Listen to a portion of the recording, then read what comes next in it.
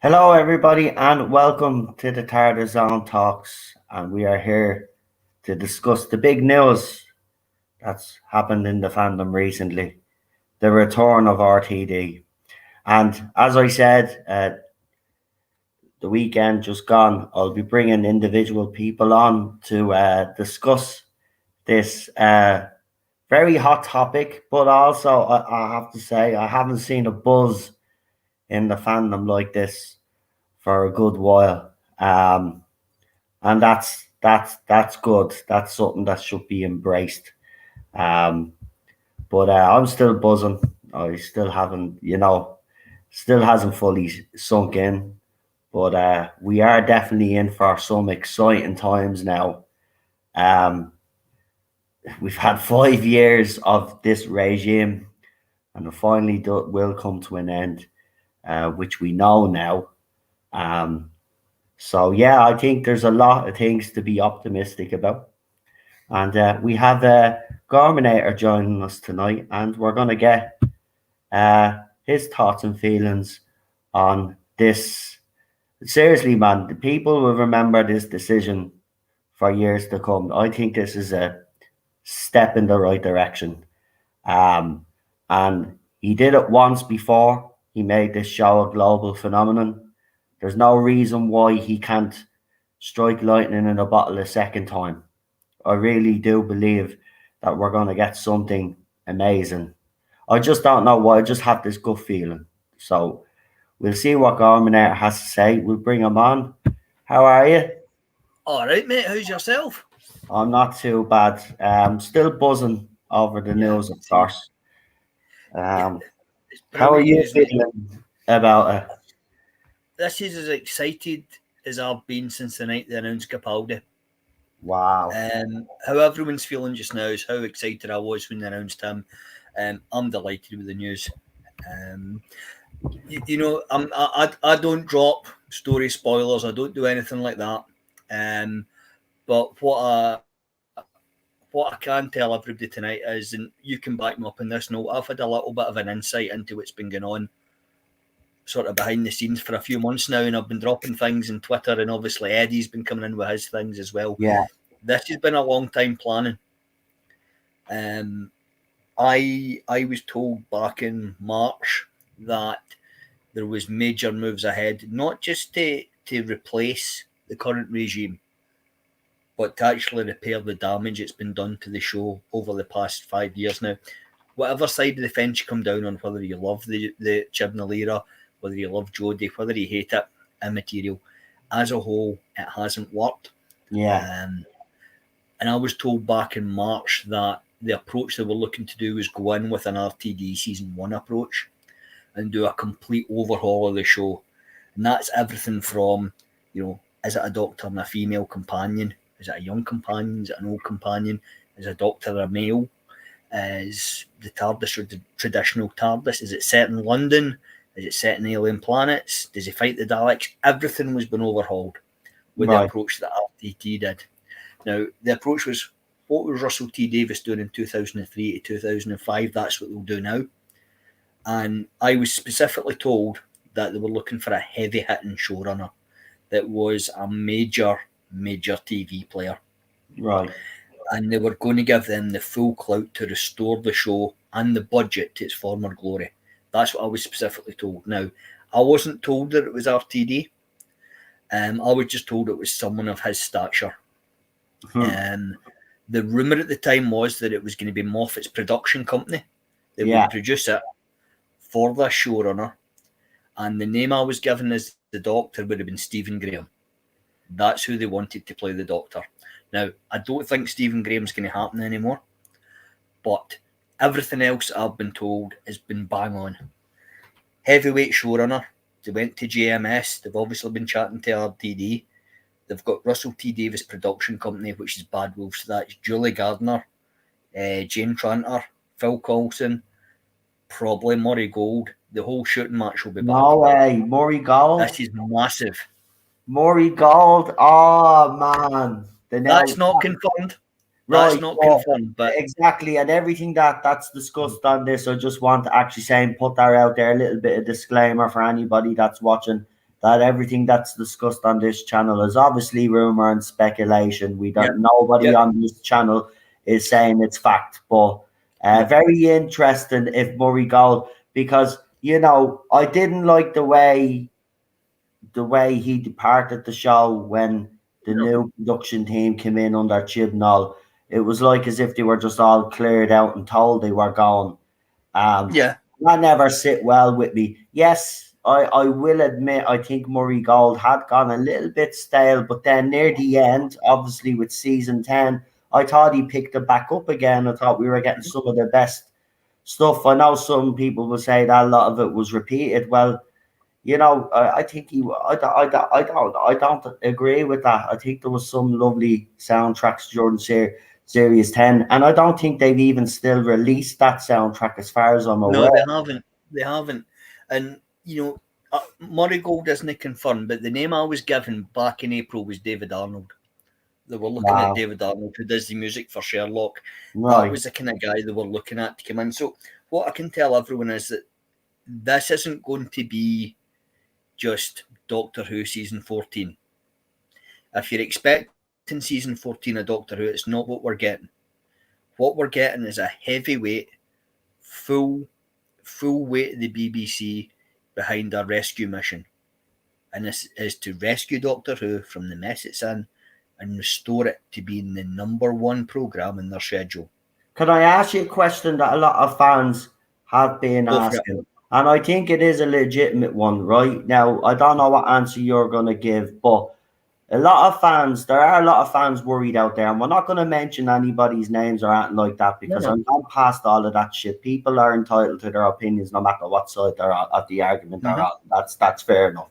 But the one thing that fans want to know, right, and especially people that follow me here, right, and you see it up on Twitter yourself, it's a common thing that said, if they don't retcon the Timeless Children, it doesn't matter if you bring back Russell T, it's going to be more of the same. Are they planning? Is this like 2005 when Russell actually brought it back? That was considered a soft reboot. Is that what I'll be really clear in this, mate? I don't get story spoilers. I don't get those. I get more the production stuff, and 99% of what I get is, we were out in a wet moor in Cardiff. It was pissing down with rain, and the sandwich fan broke down. That's the majority of what I get. But I do get the odd juicy bit like this. Now, what I was told in April, May time was that it was going to be a 2005 style reboot. Right. Specifically, they wouldn't contradict continuity, but they're not going to ignore it either. So they're going to do what they did in 05. They'll start afresh with a doctor, and whatever approach they go with will be what we'll see on screen. I don't think they're gonna trash this era, but at the same point, they're not going to do anything to point to it and highlight it. I think they'll go ahead, and if I was a betting man, I would say they'd probably quietly ignore it. So that's So in that way, like they're not outright dismissing it, but they're not going to kind of acknowledge it during their run. Basically, no, not at all. And the thing is that for me, and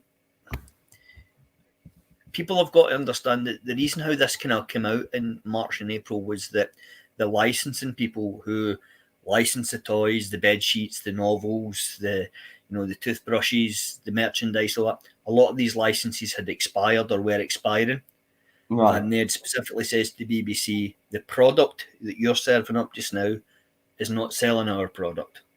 We've got big concerns and we need you to do something about it. I was made aware of this in March and April. Now, I don't know at what point this happened. I believe it was delayed due to COVID and that serious things started happening back in January. But in January, there was a document put together, and the person that told me this worked in the document. Right. And this document was a blueprint of how Doctor Who should look for, this stage of the 21st century.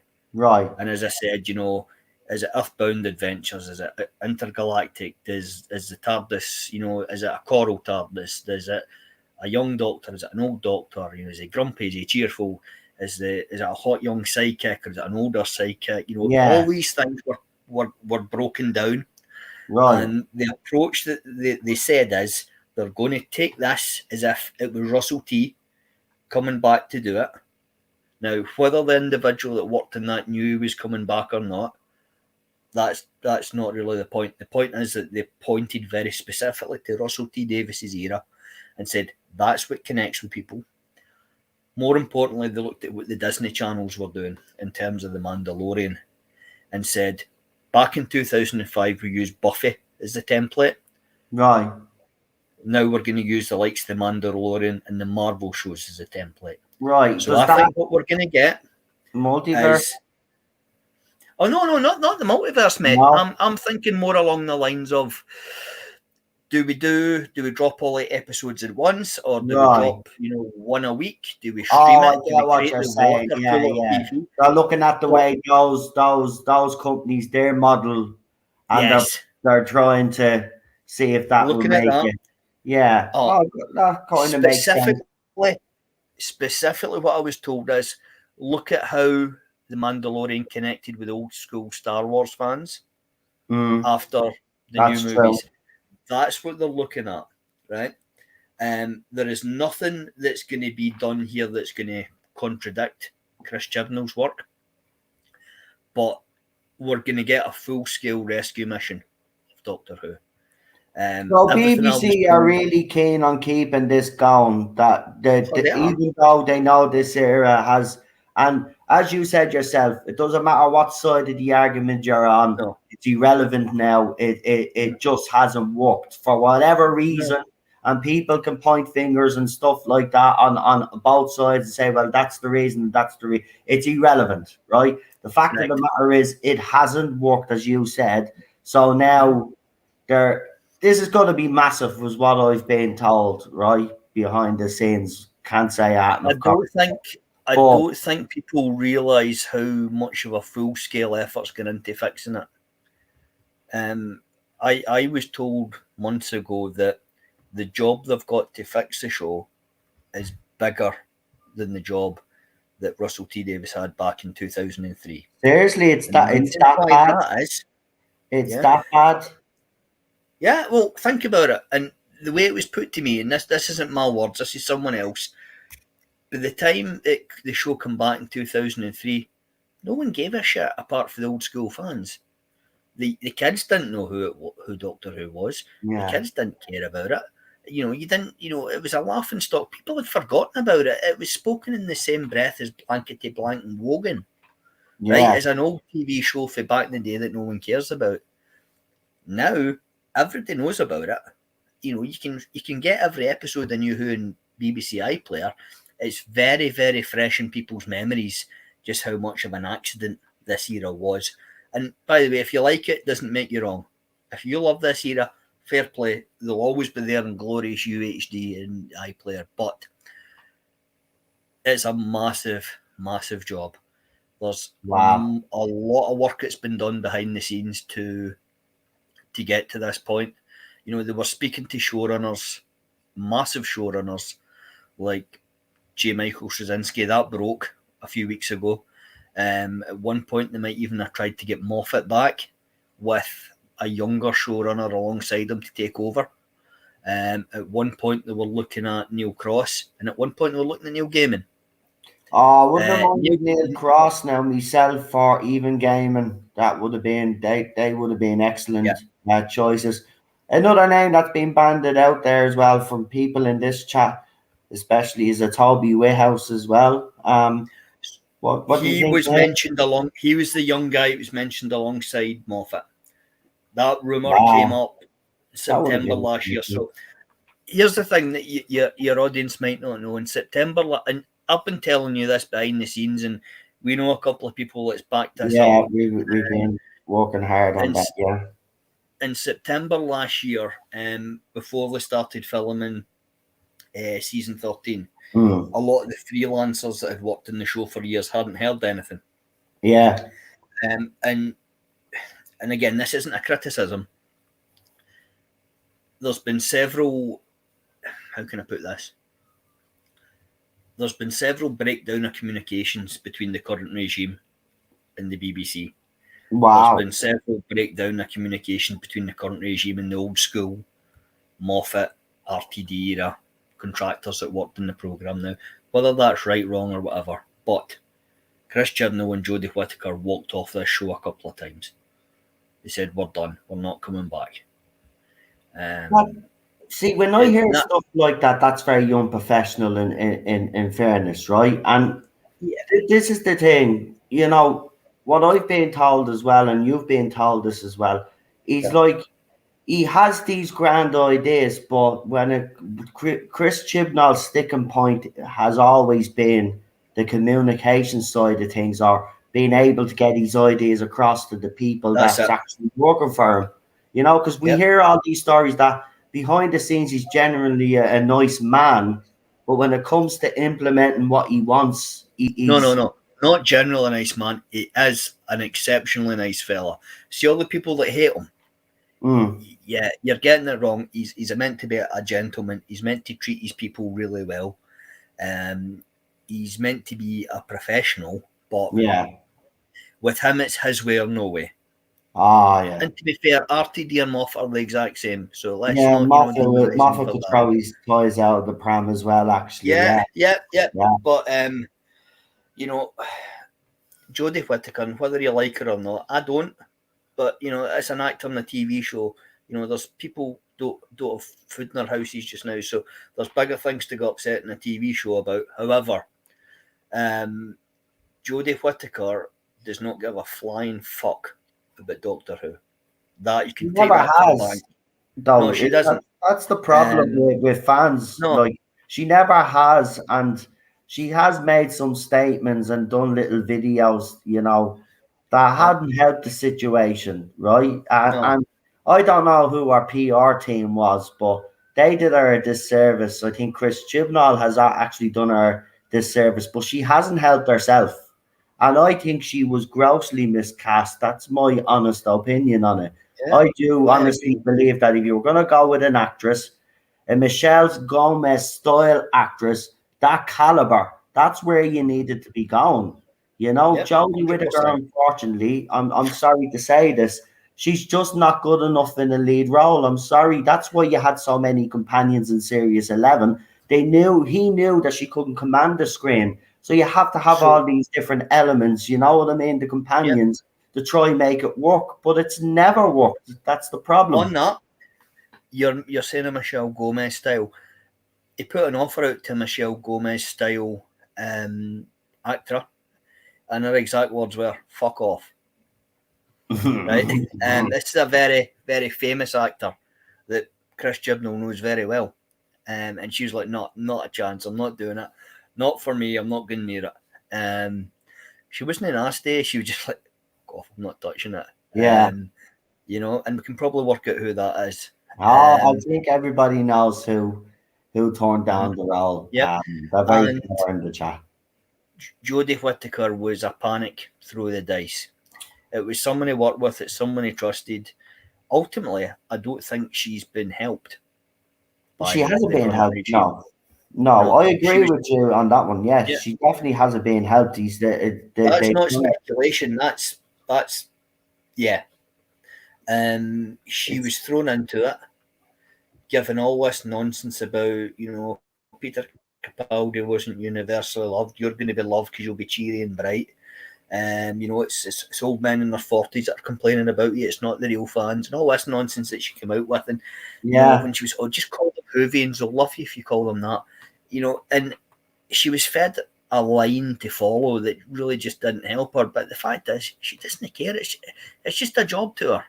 You know, this is the first actor I think that's came into it that's been like, I don't give a shit about this. You know, now I'll tell you that there's Matt didn't give a shit about it, right? But he was a consummate professional. Yeah. And he got his head into it, and he went, right, I need to do the homework. I need to understand why people like this. Matt's a rock and roll young dude. He's not an eccentric young chap. He's a rock and roller. He's not watching sci-fi on a Saturday night. But he went, he did his research, he understood the appeal. And once he understood the appeal, he could communicate it to the audience. And he became a fan. He's openly come out and said now that he's became a fan of Doctor Who. Now, again, another argument that's been thrown out there by some. Again, I don't want to kind of dwell on this, but you hear people say stuff like, "Oh, if they cast a certain demographic, fans are going to be in uproar. This, that, and the other." But I ask you, who do you personally? I'm not saying you know anything, but who would you personally like RTD to cast as the Doctor? I've got 3 options I would like to see him cast. When I heard Stephen Graham was been spoken to, now just to go into that, the reason why his name came into it was that when they were looking at a heavyweight showrunner to do it, what they wanted to do is they wanted to show the licensing people we can get a massive actor in the style of Christopher Eccleston. So they reached out to Stephen Graham and he says, look, I'll do it, but I'll only do 6 episodes a year. And if Martin Scorsese phones me, you need to put your show on hold while I go make a movie. That was part of his deal. Now, he wasn't cast, but he said, if you want me, those are the circumstances I'll do it in. But you need to have the showrunner of a certain level for me to sign on, which the BBC were fine with. As I say, he was an option, and he was an option that was being used to show the market, the licensing people, this is who we can get, this is where our reach gives us, please come back and sign up with us. So that's where that came about. He was never cast, he was never going to be the 14th Doctor. He was someone that they wanted to show we can attract. Who I would like to see? Either him, Michael Sheen, or if they're going down the route of a younger or dynamic actor, I would love to see McAvoy do it, James McAvoy. Good choice, actually. They're good Watch choices. his Dark Materials. Do you think he'll even look at, and again, I'm just asking you for your opinion, do you think he's going to look at actresses as well, or do you think he's just going to look at male actors? What do you think he's going to do? I'll tell you, I was told point blank back in March. A bloke. Right. That's what I was told. It's a bloke. In March, they want a man. I asked a follow-up question, would that be, black man, Asian, Chinese, white, gay, whatever. They don't care. They just want a bloke. But it's not just because they're a guy. They want an actor that's at the same level as Christopher Eccleston was back in 2005. And as I say, the name they looked at for that was Stephen Graham. We all know that there was a black actor cast as the 11th Doctor, and the BBC pulled the plug at the last minute. Wow. Who was that? Yeah. Patterson Joseph. He was cast as a Doctor. And last minute, they just changed their mind. Why did they change their mind, do you reckon? I'm only asking you for your opinion here. What do you reckon was the reason they decided not to go with that? The BBC thought, wait a minute, we're taking over for David Tennant here, the internet's boyfriend. We can't have a black man as the Doctor. And do they still have that stance today now? Would Russell T be more than likely? Would he do it? Because he's very diverse with his cast, and he always has been. Actually, that's the thing about his era. Do you think he would? Well, I'll put it this way: Russell T's not going to say, "I want a black man to play the Doctor" or "want a gay man to play the Doctor." He's going to get a performer in his head, and he's going to go, "That's my guy."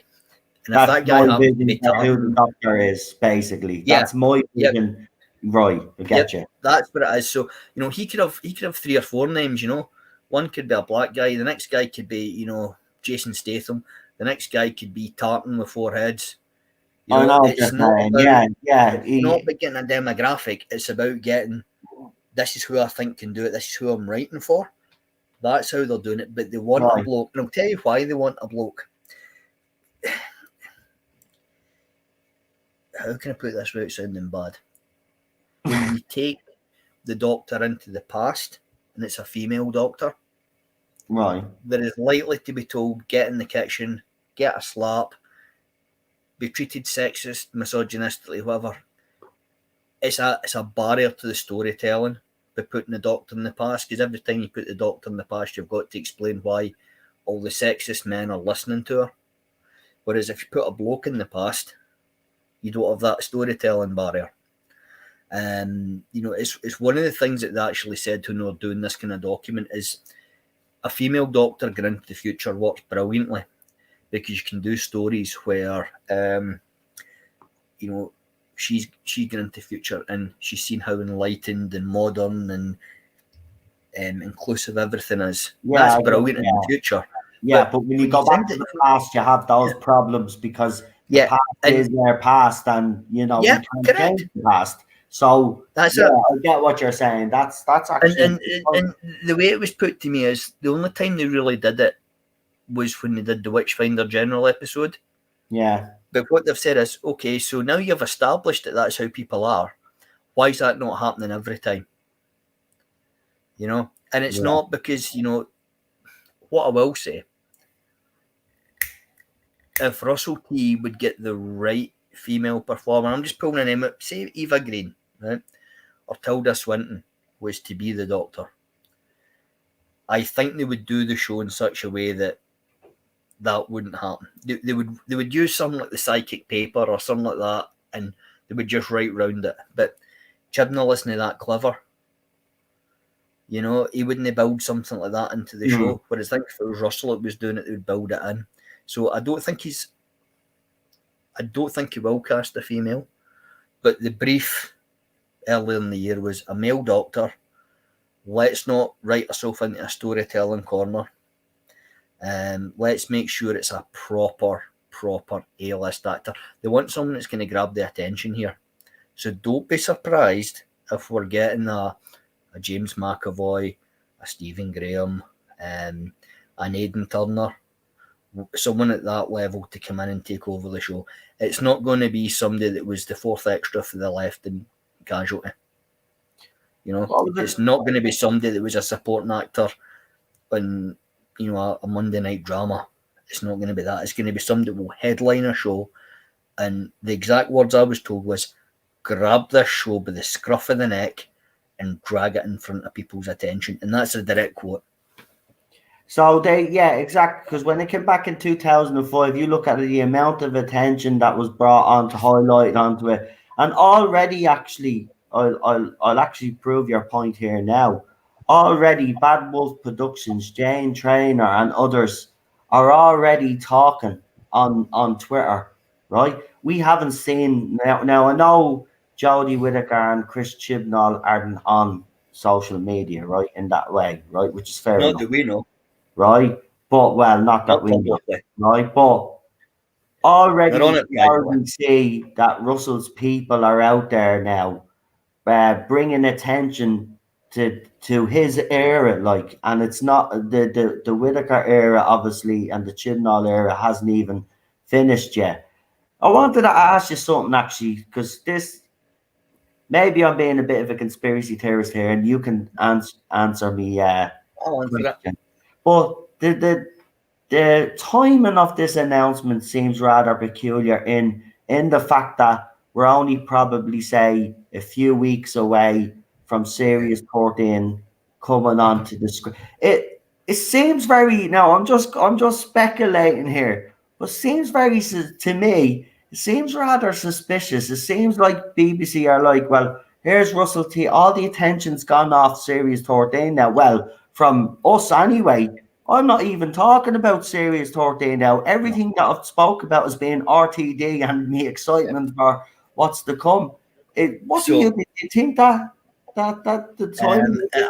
I don't think it's a conspiracy, but what I will say is, and this isn't my scoop to give. So If that very fine, good-looking Scottish gentleman wants to drop that in his own show, he can. But I don't think it is. I don't think it's a conspiracy. Right. But I do think it was getting to the point where something had to be announced, and that's all I'll say in that, because it's someone else's scoop Right. to give, not Right. right. So It's someone yeah, else's story. But what I will say go on. is that everything I've heard since September last year is, while some of it hasn't been word for word bang on, it's all came from the same place, that the rumours we've been hearing are pointing towards certain things. You know, we've been hearing that the show might be moving location. We've been hearing that they're going to be having an old school showrunner. We're hearing that they're going to be bringing a showrunner back. I know. We're hearing they're going to fix the show. And the big rumour I've heard is that the Mandalorian, they use that that new technology to film it. All right. That would You know, be so it's filmed in a, basically imagine you go into a dome, and right. that dome projects the scenes around it. I was told about 6 weeks ago that the BBC are investigating this technology for New Who, because obviously they're moving out of Roth Lock. Would it be beyond the realms of possibility, if they get access to this technology, to film Who? So you want to see what an actual limitless TARDIS looks like, that the actors can walk around? Guess what? You can get that now. An alien planet that you can change like that, you can get that now. So that's what they're looking at. They're looking at this technology.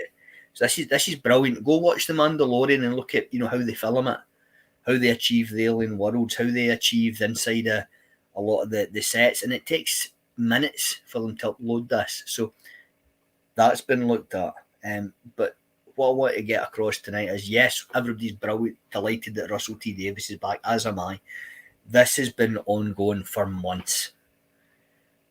Every rumour I have heard has pointed towards either RTD himself coming back, or an RTD level reboot, or Moffat coming back to do it. So, yeah, it was an RTD level reboot. They didn't get Moffat, they got RTD himself. The right production choice, though. I'm not being disrespectful to Moffat, right? Either one, I think, would have generated as much hype and buzz as we've had, right? But I think RTD's the man. I think RTD is the right choice, because overall, if you look at his era, he was more consistent Of course with he was. storytelling, character development, the story arcs that he produced. You know, even some of the not so good scripts, you were still in, like, for example, Love and Monsters is hated by a lot of people in the chat. I love it for It's what a it great is. script. It's maybe not what we want, but it's a great script. It's Yeah, maybe not what we want from Doctor Who, I but love it's it. well I written. love it. I take a lot of stick for that. I love it because I take it as it is. I don't take it too seriously. I mean, the first You know half. what though? Here's the thing about Love and Monsters. It wasn't written for us. Yeah. It was written for the people that don't watch the show, and it was written to keep RTD interested in. So yeah, I don't have an issue with it, but I think this is two things to remember about this announcement and the timing of it. Right. RTD just won a shitload of awards 2 or 3 weeks ago for his for It's a Sin, which, if you've not watched it, So the hype yeah, around him for winning that, yeah, then when he announces yeah, as Doctor Who showrunner, then the hype kind of got, and the attention and the correct. focus was on. Oh, very clever. That's very clever. But Very what you've clever. got to remember about It's a Sin, it wasn't just a good programme. It was one of the best things ever been put in British television. It was a remarkable piece of work. Whether the subject matters for you or not, it doesn't really matter. As a piece of television, this was a heavyweight piece of TV. Something that's not had that much praise or weight, maybe since the heavy dramas of the 80s. This was an important piece of television he produced, and it was all down to him and his production company. The BBC have had a massive success with his Dark Materials, produced by his production company. Reading between the lines, I would suggest that New Who won't be exactly as he did it before. He'll do it differently. But if you look at the production value behind his Dark Materials, that's the level of production value we'll get in Who. I think we're getting an older, wiser, more confident Russell T Davies. But let's just be very, very blunt about this. Russell T Davies does not need Doctor Who. He's coming back to this show out of nothing but love to restore it back to where it was and to make sure it never, ever, ever gets into the state it is now. That's what's happening here. That's the thing that has always baffled me, right? Mm-hmm. We've said it from day one. It never should have went this way. I can't understand why it was allowed to continue, to be quite honest with you. But in some aspects, okay, you can kind of think about it, but it doesn't sound logical to you. But obviously they either they stood by them or whatever. Whether they stood which by is them only fair. Then, I think it's only fair they stood by them. No, fair enough, but it didn't work. They had early indications after Series 11 when and a lot after of people, Series 11. No, not after Series 11. They knew while they were putting Series 11 in film, it did not work. She knew. See when she did their first week, she knew it wasn't for her. Wow, it was that quick. Yeah. Yeah. Wow. She wasn't comfortable, and I'm not right. Listen, this is not a personal attack on Jodie Whittaker. No, she wasn't comfortable in the role because she shouldn't have been cast in the first place. Let's put the blame on the person that did cast her. That's who's responsible. Yeah. Right? It's like, when Man U sign a player and they don't work out, it's not the player's fault. It's they shouldn't have been there in the first place. It's the club and the manager's fault. That's you're right. The crew, the old school crew that were there, were looking at it and they were going, guys, this isn't happening. This is not how this is meant to go. And they were told, no, we're not doing it that way anymore. This is how it's been done. Young Tosin Cole, I feel very, very sorry for. Now, everybody slated his performance, and I can tell you it's not that guy's fault. He was promised that he was going to be given a role as a young black man on primetime television, showing a positive 21st century image of what a young black man can be and is. What did he get? Doctor Who's version of Jar Jar Binks. Right? The scripts he were given were horrible. They made him look like a fool. No wonder the man was pissed off. I fully support him being pissed off. But him and Whittaker had a massive bust-up during season 12, which is why you got that whole weird sort of reconciliation in screen. It was just awkward. There was falling outs last year. The cast, weren't really getting on. The scripts were late. They were over budget. They were getting, they knew it wasn't working. And, fair enough, but Jesus Christ, they just didn't take a telling. They weren't prepared to listen, and rather than listen to what people are saying and the advice they were giving them, they sat there and went, sexist, racist. We're doing it our way, and if you don't like all those things, it's and this is why well, go ahead. Sorry. I was just going to say, the episode I get really pissed off about was the way they treated the cancer issue, which I thought was disgusting. It was the worst thing that's ever been put on screen in Who. Never mind the absorber law for the Candyman. That was the worst thing that's ever happened in Doctor Who. I agree with you. 100%. It was an offensive, nasty, narcissistic piece of shit. It was disgusting. It should never have been put in there. Bradders wasn't comfortable with it. But, Lady Whit's been an expert and Chib's been an expert. Thought, no, this is great. This is what the public want. And it was a smug, self-congratulatory piece of nonsense. And it was offensive. And I don't mean offensive in the way that, my feelings are hurt. I mean offensive, and it was a deeply cruel, cynical, and vindictive piece of writing that should not have been on the screen for a family escape program. Right? Do you know what, though? The reaction to the fandom after that happened, and all the emails that went into the BBC, and they were overwhelmed with emails that they actually came out and said, well, came out with a half-assed apology, if you don't mind me saying. I thought it was anyway. It wasn't good enough. You're No, it right. wasn't good enough. That you've said it should never have been put on screen. The doctor, and I'm sorry, right? This clearly showed me that the people writing for this doctor didn't understand the doctor, because Correct. there's been incidents throughout the history, even in classic Who, where in the time of something like that, the doctor has always done the right thing. Remember when Yeah. Clara threw the Tardis keys in, right? But he Mm-hmm. tricked her. But he said, "Do you Yeah. think I really hate you that much that I wouldn't help you or whatever?" And he Yeah. went, and what did he do? He helped her. The doctor would What did he never. do when the master died in his arms? You know? But here's the Yeah, thing, right? And this is, I'll go back to the thing about, the doctor being a female going back in time. Or if, for example, if you were to cast a black gentleman or lady as the doctor and they go back in time and experience racism, I don't think the doctor should ever be the victim of racism or sexism. I think the doctor should be an outraged and angry observer that sees it happening and comes in, sorts it out, tells the audience why it's wrong, and fixes the problem. But it yeah. should never happen to the doctor, right? Because we know the doctor will never be killed off unless it's a regeneration episode. So therefore, the excitement comes from the supporting cast and the companion. Same with the things that happen to, the doctor fixes it. It never happens to the doctor.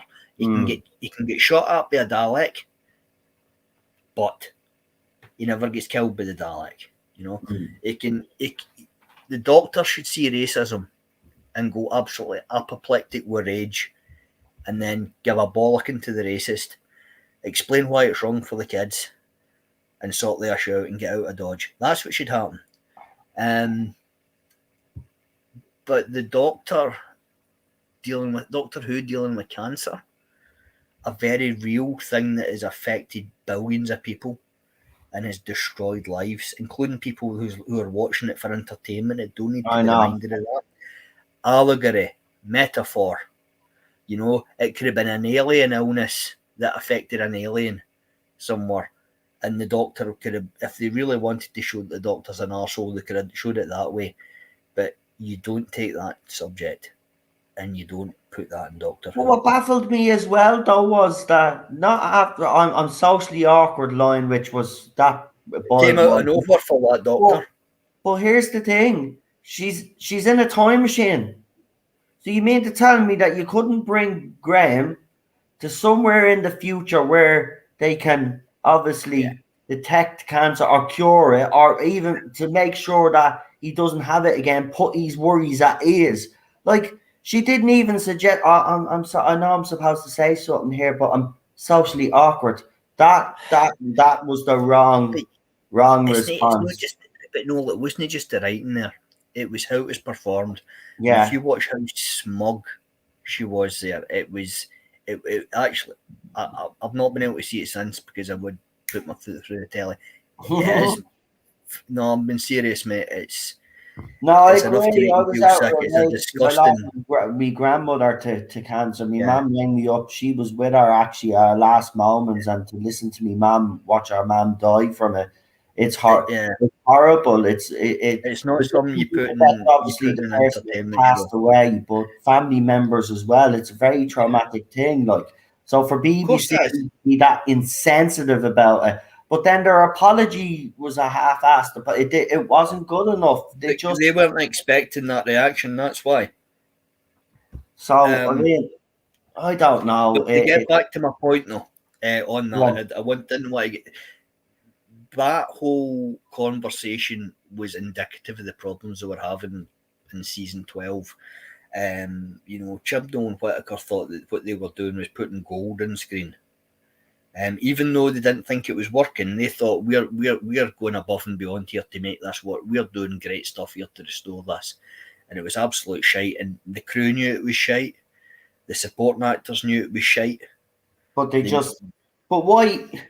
Right, I know you said that they weren't listening to advice, but I yeah, mean, surely if there's that many people putting pressure on them to change course, Was it just pure stubbornness at this stage because Series 11 I was think so so. badly received? Do you think that they thought, right, well, we're just Yeah, going to but double down because basically we believe we're in the right? Because we did get the whole thing from, there was a quote saying that, well, while we're in charge, we'll do what we want with it, right? That kind of attitude. do you Is remember the whole quote from Whitaker that, we all start together and we're all finished together? Yeah. Fun enough, the two blokes aren't there anymore. Yeah, well, Tolson Yeah, Cole, I can understand why he's not there anymore, and I can yeah. understand why Bradley Walsh wouldn't be want to be there anymore. Look at whether people like her, and I'm going to say this out straight. I honestly believe that she has damaged her career with this. I think the two lads saw the negativity. I think they didn't. I think, and rightly so, they thought that this could be damaging to their career as well. They're gone. Look at what's happened with Bradley Walsh now. Not only is he doing the chase, right, and the little spin All the off buds are mate. race that he does, he's after being given £1 million, I think, to do blankety blank. And I love Yeah, that show, by but, the way. I loved every iteration here's of the thing, blankety mate. Right? blank. Here's the thing, and you're not wrong. It's Whits and Chibs, as you know, because the rumours were doing the jungle drums that they were off at the end Yeah, of season 11. They weren't going to come back, need to be coaxed back. That's been out there, right? yeah. I, Which I've were not heard. believed about, by the way. Still to this I day, know. there's people that don't believe us over that. That happened, right? And it wasn't Yeah, because that happened. we're all getting the same information, and that's the thing. That's how I know it happened because We're all it was getting it from multiple different people that were sources. all saying from Yeah, different sources were coming forward and saying this actually happened. They were convinced to stay for Series 12, which baffles yeah. me. If they Oh, wanted to Cripples, go, and I would have Chibnall dropped them. fucked off. Yeah, he didn't disappear. Like he I took know. off during season Yeah. 12. So I don't know And he why left others to fix his mess. they should have just cut their losses then though. Yes, it would have Yeah, been them kind of admitting that they got it wrong, but it doesn't matter. Fans they would have filmed a forgave it regeneration, and mate. then we could have produced two series. We could be on the third Yeah, series of Doctor Who now under a new yeah. showrunner. We wouldn't have had to go No, to RTD, and you're right, he doesn't need Doctor Who, but Doctor Who no. needs him. And that's But the you've got to difference. remember, BBC this needs is now him. when Jodie Whittaker films her regeneration. Oh, she just filmed her regeneration last week, right? By the time that's done, that'll be her second or third regeneration she's filmed. She Yeah. filmed a regeneration last year, That's right. That's right. and We she was reported meant to on it go. there. You Yep, were putting it up. Everybody, multiple sources were putting up yet yep. again. Like She's off. this. I'm telling. Look, this will all come out eventually. Always does, right? Whether it's from a It few will. months from now after the era has ended or years later, this will all come out, right? The production It's ever since it's going from to day get. one has not Yeah. been right, and there's been arguments all the way through. And It's been now, arguments. It's Series been 14, we're hearing the yeah, same stuff yet again. There's more discord behind the scenes. So what the hell? Like, do you know what I mean? And not, but we do know they're here's going now. here's here it is. No, is that what we're getting Doctor Who back. Yeah, The show we that's the love is coming positive back thing. the You're way we right. love it now. And by the way, it's not just been written for us. It's been written for RTD is going to make everybody. sure it's for everybody. Well, it Everybody. has to, because this is the one thing that this era has miscalculated. I've said this from the beginning. I think there's a couple of other people that have said it. I think you've said it as well. Because we read articles and stuff, and there was always this talk about the older fandom, and we've seen it right in other fandoms. What they try to do is they try to win in new fans, so they Yeah. flood the series with all this agenda and stuff, and it does attract these type of fans, right? Yeah. But they miscalculated because they thought, well, they can get rid of us, but they'll be able to replace with all of That's these it. other people. Unfortunately, the writing was so bad that even the people that like all of this agenda and stuff, they were tuning out as well, and that's Yeah. why we got the rating slide that we've gotten Yeah. ever since. The first episode did well. The woman who fell to earth, nobody will say, no, that wasn't a success. It was, right? It's a We all know smash. it was, right? Mm-hmm. But you've got to look at the ratings week on week, right? Not just the weekly, but the consolidated figures as well. The AI Everything ratings. was everything was dropping every week. And now look how bad it actually got now. Got the lowest rating since the late 80s. That is not success, folks. Whatever's gone wrong, it doesn't matter. People can point fingers all they want. Whatever went wrong, it's irrelevant now. There is there is hope now for the Where I future. will disagree with though is when you say, brought on agenda.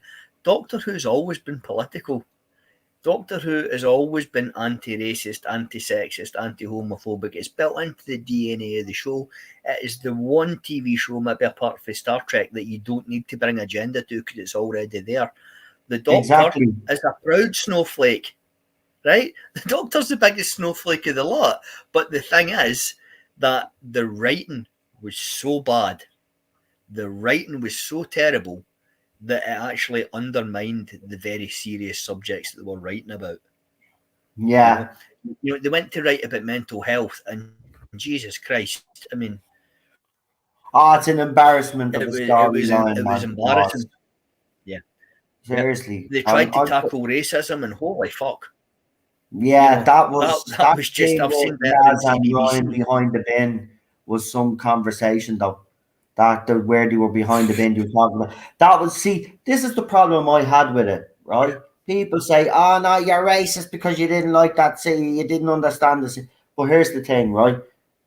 You have to pay respect if you're doing something as serious as that. I'm sorry, you can't half arse the subject. Right? You've got to lay the threads from the beginning. If you're going to do a story arc like this and highlight racism, right, at least in the story that you're doing, you start laying the foundations of that story to lead up to the main scene that you want to lead up to during the episode. If you just shoehorn it in like it looked like it was shoehorned in, then people like me are not going to. No, you've got to be respectful when you're telling a story like that, because it is a very important issue and you can't half arse it. You've got to do it properly. I think the big thing that most people won't get is when they do these things, they all sit around a big table. You've seen the footage in Confidential, and they do a read through. Can you imagine what the atmosphere was like when Chris Chibnall's narrating the story and he turns into Tosin Cole? And what's the name of the lady that plays Yaz? Mandip Gill. Yeah. Mandip Gill, yeah. And you then turn around to Tosin Cole, Mandip Gill, and go, right, take it away, lads. Look what I've come up with. As the pastiest, dough-faced white man in the room, and you're sitting there smugly going, what about that? What about that? Do you really think? It's not even funny. I don't even know why. It's not funny. It's not even funny. And you're getting Jodie there giving it all like that. Of course, it's embarrassing. I always told this whole thing has been a shit show. You could have cut the atmosphere in the room with a knife. Yeah. It was very awkward. Listen, I mean, look, I just don't know how it survived for as long as it did. But look, it is coming to an end. We've got 6 episodes and 3 specials. And then it's done. Right? And then it's done. You know what we've both heard about the 60th, and we're not saying because it's not our scoop, right? Yeah. So you can't send about that, right? But yeah, I know. What we've been told about the 60th is right, we're in for a treat. Right? Yeah, I've just told the audience that we are in for a treat, but I haven't said that because I told them that. Good man. My story can break. If it happens, yes, we'll all be happy. I wouldn't say it's fantastic because it's not Eccleston, but it's going to be good. And I think I genuinely think that the 60th will be a palate cleanser for everyone. I think it's going to be right, we're back. It's going to go away for maybe a year. Then RTD is going to come back in and he's going to make us love the show again. And let's be honest, on Saturday, I was messaging you and Eddie all day on Saturday. I was out in the piss the night before, so I missed the news when it broke. And I saw it on Saturday morning and I'm like, brilliant. I had big nerd tears. I was sitting there going like that. This is brilliant. I couldn't believe it. We've Listen, I got a had show back. Marty on. Marty on grew up with the RTD era, right? And I brought him on the Yeah, panel. He had to leave. He couldn't contain himself. yeah, He was very emotional, and that's what I got with this announcement. For a lot of people, there seemed to be a lot of emotional release, there uh, is. and also I think there's a lot of people now that know realize now that this era is ending, right, Mm-hmm. and that a new one will begin. Now, obviously, there are some people out there that are still cautiously, they don't know how it's going to go. So they are understandably, listen, we've had 5 years of being told we're not fans, we're sexist, we're racist, we're Yeah, white supremacists, all of this. So you can right. understand the mentality of a few out there. But I, And for me we know personally, how I'm apprehensive we were about the Jodie era, so it's only fair that we understand how these fans are fair feeling feeling. at this Yeah, I stage. know. Yeah, And let's be honest, there are genuine fans of this era, and they're yeah, hurting right now. They're hurting right now because they're losing their doctor, they're losing their showrunner, right? We've all been in that position before, yeah. right? Now, there I was are getting that genuine away fans out when there. I'm Capaldi not went. talking about these trolls and all these other people, right? There are genuine fans that will be hurting. Of course there are. And it is sad for them. But as someone said to me in one of my videos in the comments, they turned around and says, "Well, I was hoping that Jodie Whittaker would beat Tom Baker's record." And I just replied back and I says, "I'm sorry that hasn't happened for you, but we Yeah, look to the future now, onwards and yeah. upwards." And they responded kindly with that. The But only thing that Jodie that's it. Whittaker You and just Tom have Baker to. have gotten, you know what they've got in common though? What's Whittaker that? and Tom Baker. Tom always threatened to quit at the end of his seasons as well. Wow. You know, listen, mate, this year is done, right? They've Yeah. filmed it. All they've got to do is the PR, then they're out of there, right? But The are they going to do regeneration any can shut up. PR? Because I mean, for a season that's upcoming, right? They And you will. can They'll really do it. predict when it's going to start. It's either going to start at the end of October or in That, November, that, right? Logically. no, that's not public yet, dude. No, but Is it? everybody know. But Doctor Who Production News put it up. That was their timeline. And if Oh, you is that look at, is that public now? Is it? yeah, it's All right, public and cool. all, yeah. So Right, like, okay. so because it will tie in with the new year, as obviously the special that they're gonna do. Obviously, it's not a Yeah, Christmas special. It's gonna be on New Year's Day again, which I didn't understand either. Changing it from guess a what, Saturday guys? to a What do you Sunday, think's back? Saturday nights, Christmas specials. Christmas That'd be special. I great. don't know about Saturday nights. Christmas specials back. But do you not think they'll take the risk because it's RTD? Because they did it the first time they put it on a Saturday night. They had Okay, a settled I time will. slot. I will tell This you what era I has was been told moved months ago. around. I'll tell you what I get told months ago. Now, and this is the latest I have on it. The RTD news might change this, but I was told that they were looking at either a streaming model, or they'll put the whole thing on. You can watch it at once, and then they'll release it weekly for those that don't stream. Or it will get stick with the Sunday night, and they'll do something like a longer episode, and they'll do 6 episodes. That's probably all changed since RTD's officially signed on, so I can't speculate on there. But if I was a betting man, I would say 7:15 Saturday nights, See, that's 45 a to good 50 time. See, minutes. that's a good time slot in my opinion, because you got 7:15, right? Then bang up to Quickly. 8 o'clock. That's perfect. Or slightly after 8, and then have your other show that you have straight after Yep. it. I think Doctor Who needs to be in a prime time slot. To be quite personally speaking, It will because be, I think it, it'll be prime time. because I And I think also think, Sunday night is dead. Sunday night, nobody really. Let's be honest. I don't like Sunday nights. I never have. oh, Though. I find them no, boring. see when you're a kid, right? You hated Sunday nights because it meant you'd school the next day, right? As an adult, Saturday nights, you waited in to watch Doctor Who, but the minute the titles went up, you were in the pub, right? So Yeah, that's I personally think you'll get a Saturday night. I also think that we might not get the full 13 episodes that RTD did before.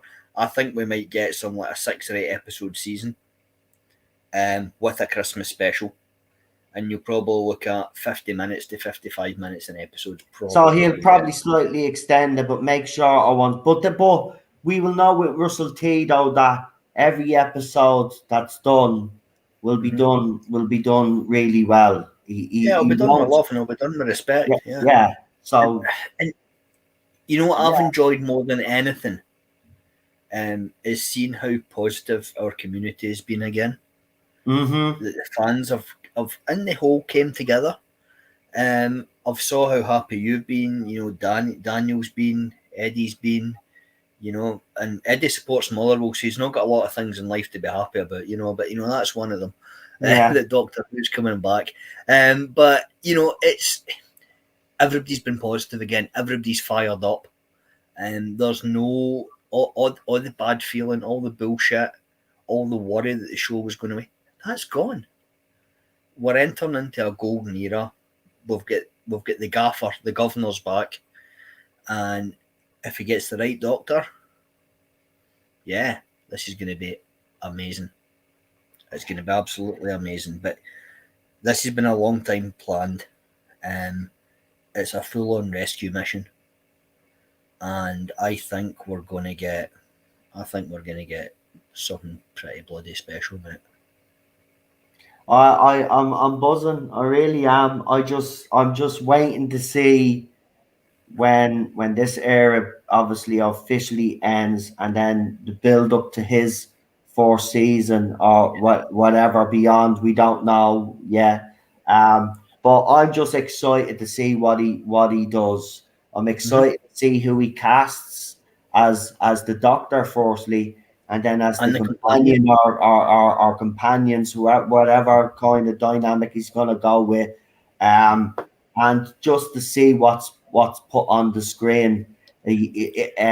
Are we going to get a change of logo now? Things like that. They're things to come. What will it look like? What do you think? Well, what will he start? Oh yeah, I know, but you know what I mean. It's not official. Yeah. But the thing about this, these are all the exciting things that fans are looking forward to now, you know, because remember... What's the Doctor's costume going to be? What's the Sonic going to be? Exactly. Is Davros back? Exactly. Yeah. You know, is there a chance? One thing I heard, I've got a bit of an exclusive for you, right? Back in March, right? One of the things that we're looking at is when they were putting the show together was, is it the Doctor versus the Cybermen or the Doctor versus the Daleks? Is it brand new villains? Is it old school villains and everything else? And one of the really cool kind of ideas that was mentioned, and this was just an idea, I'm not saying it's happening, was almost an Avengers get together of all the villains, you know. So you would get a Dalek, a Cyberman, Davros, the Macra, the Weeping Angels, you know, and the Doctor would be facing them across a season, and it'd be all of them as a gang going after the Doctor. And this was a kind of, how can we do this as a streaming model? So it would be 6 episodes you could watch all at once, and it'd be the Doctor versus all of these baddies for 6 episodes, leading up to an Endgame style conclusion. Wow. When they were looking at Stephen Graham, it was, a 1-season Doctor. The end of that, he would regenerate, and that would be it. So that was one of the things that they would say, look, could we make this work in streaming? So there's been massive things that have been getting spoken about for months and months and months. Not everything I've said tonight will come true. But I'll say it for everybody, make it clear that everything that's being discussed on this channel, a little bit disclaimer for you people out there that don't know the difference between fact and rumor.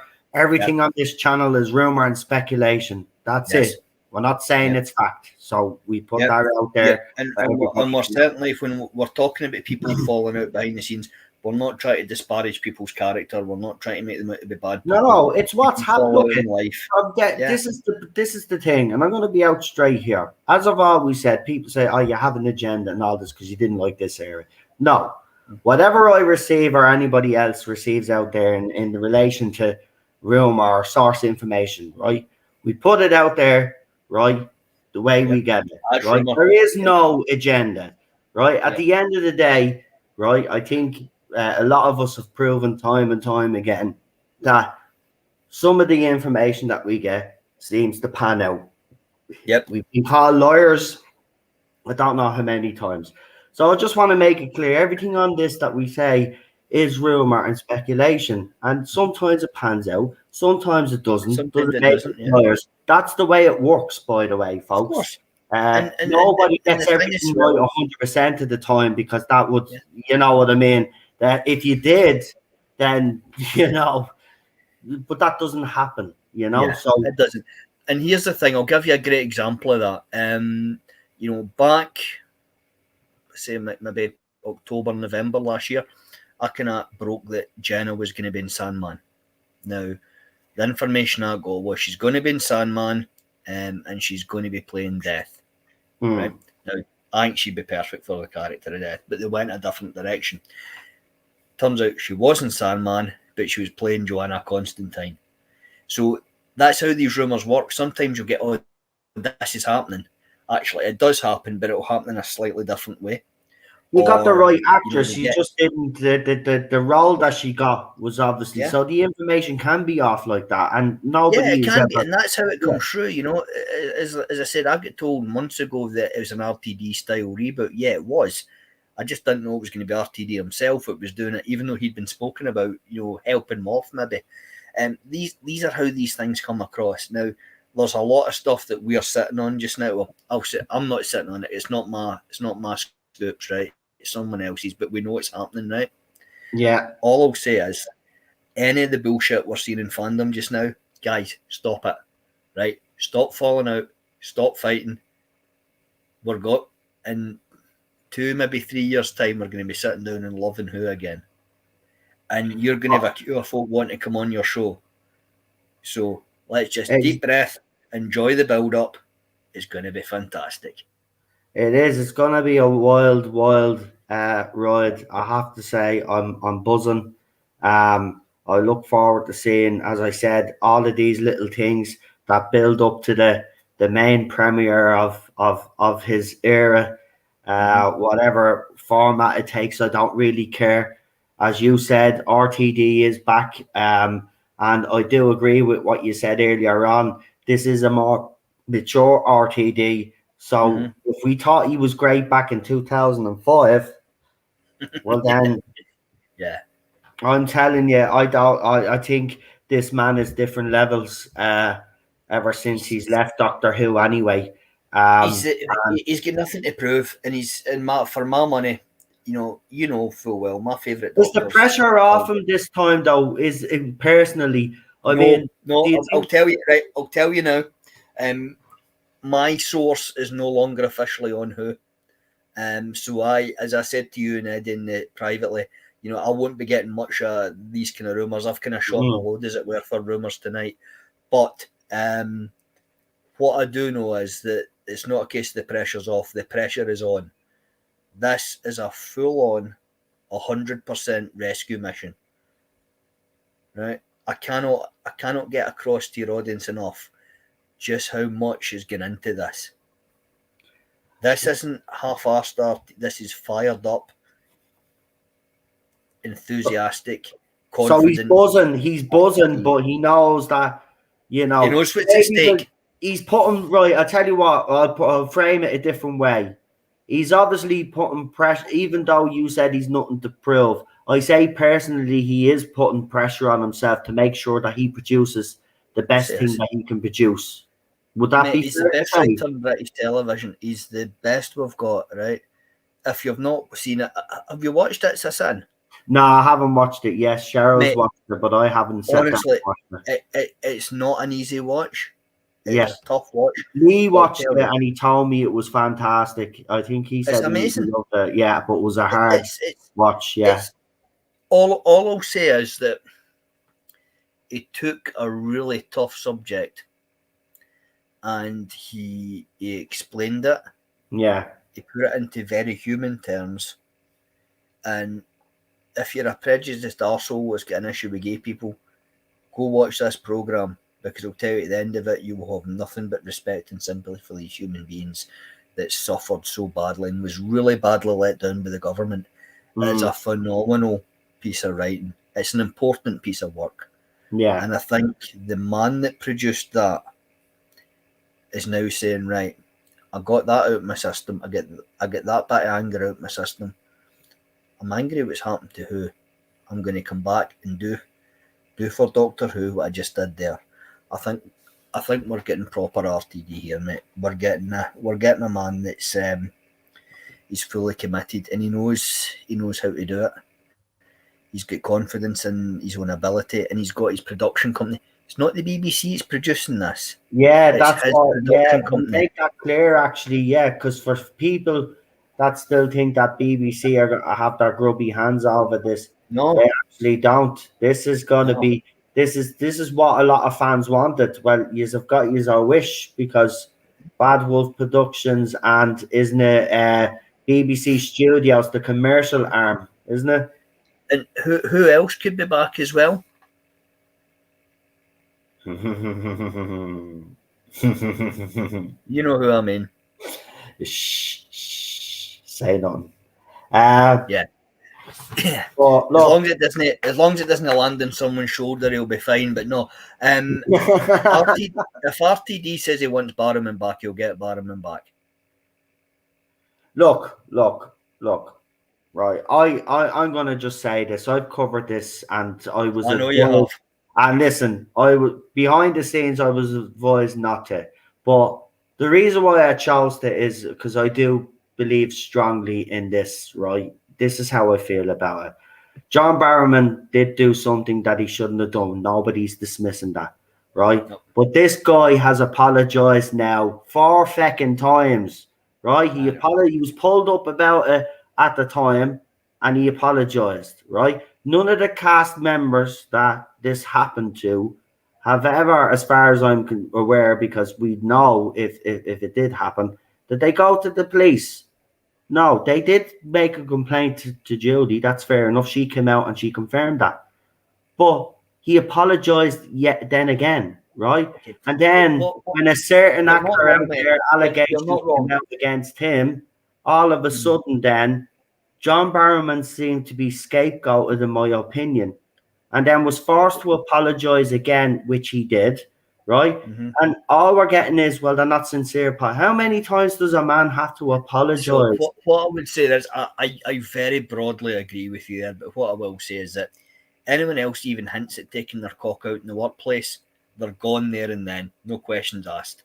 I agree with fact that, it was but I allowed- think the point is, and can I just finish on this and then I'll let Yeah, you, go for it, mate. right? But see, my point is though, is then you're right. Why didn't they fire him? But they didn't. They Yeah. continued to work with this man, right? Yeah. They And brought him that's back just to what I was even away get to the say to you, spirit. mate. So It's just, BBC, I was going to say, it's the culture of the workplace, and this, in my real life, this is kind of what I do. The culture of the workplace shouldn't have been such where that was allowed, right? Whether it's a laugh or not, whether you find it funny or not, put that to one side. He shouldn't have been flapping his cock about in his work, right? That's no, I number agree one. with you. And nobody's And, denying yeah, that. and the second thing is that, yeah, I apologise, but what didn't help him was when he was pissing himself laughing like a school kid at the convention. Now, I wouldn't lie, I laughed. I thought it was funny, right? I really thought it was funny. But I can understand why people are like, wait a minute, it's not just the fact he did it, it's the culture and the environment he worked in at the time. What I think the real issue here was, that one of his co-stars let himself down very badly, which there was no excuse for. The fact that was allowed to be going on, and the fact that Barrowman was up to his nonsense, and the fact that there was complaints for a certain lead actor about the culture at the time, I can understand why people went, hang on, wait a minute, we can't be doing that. Now, where I do draw the line is that you're right, he apologised. He's done it more than once. I think it's got to be one of these things of, You shouldn't be cancelling him for Dancing on Ice. You shouldn't be cancelling him for Big Finish. I That was a agree. step too far. Where I think when it should have happened was at the time. If Do you're you going to think cancel him, though? do it then.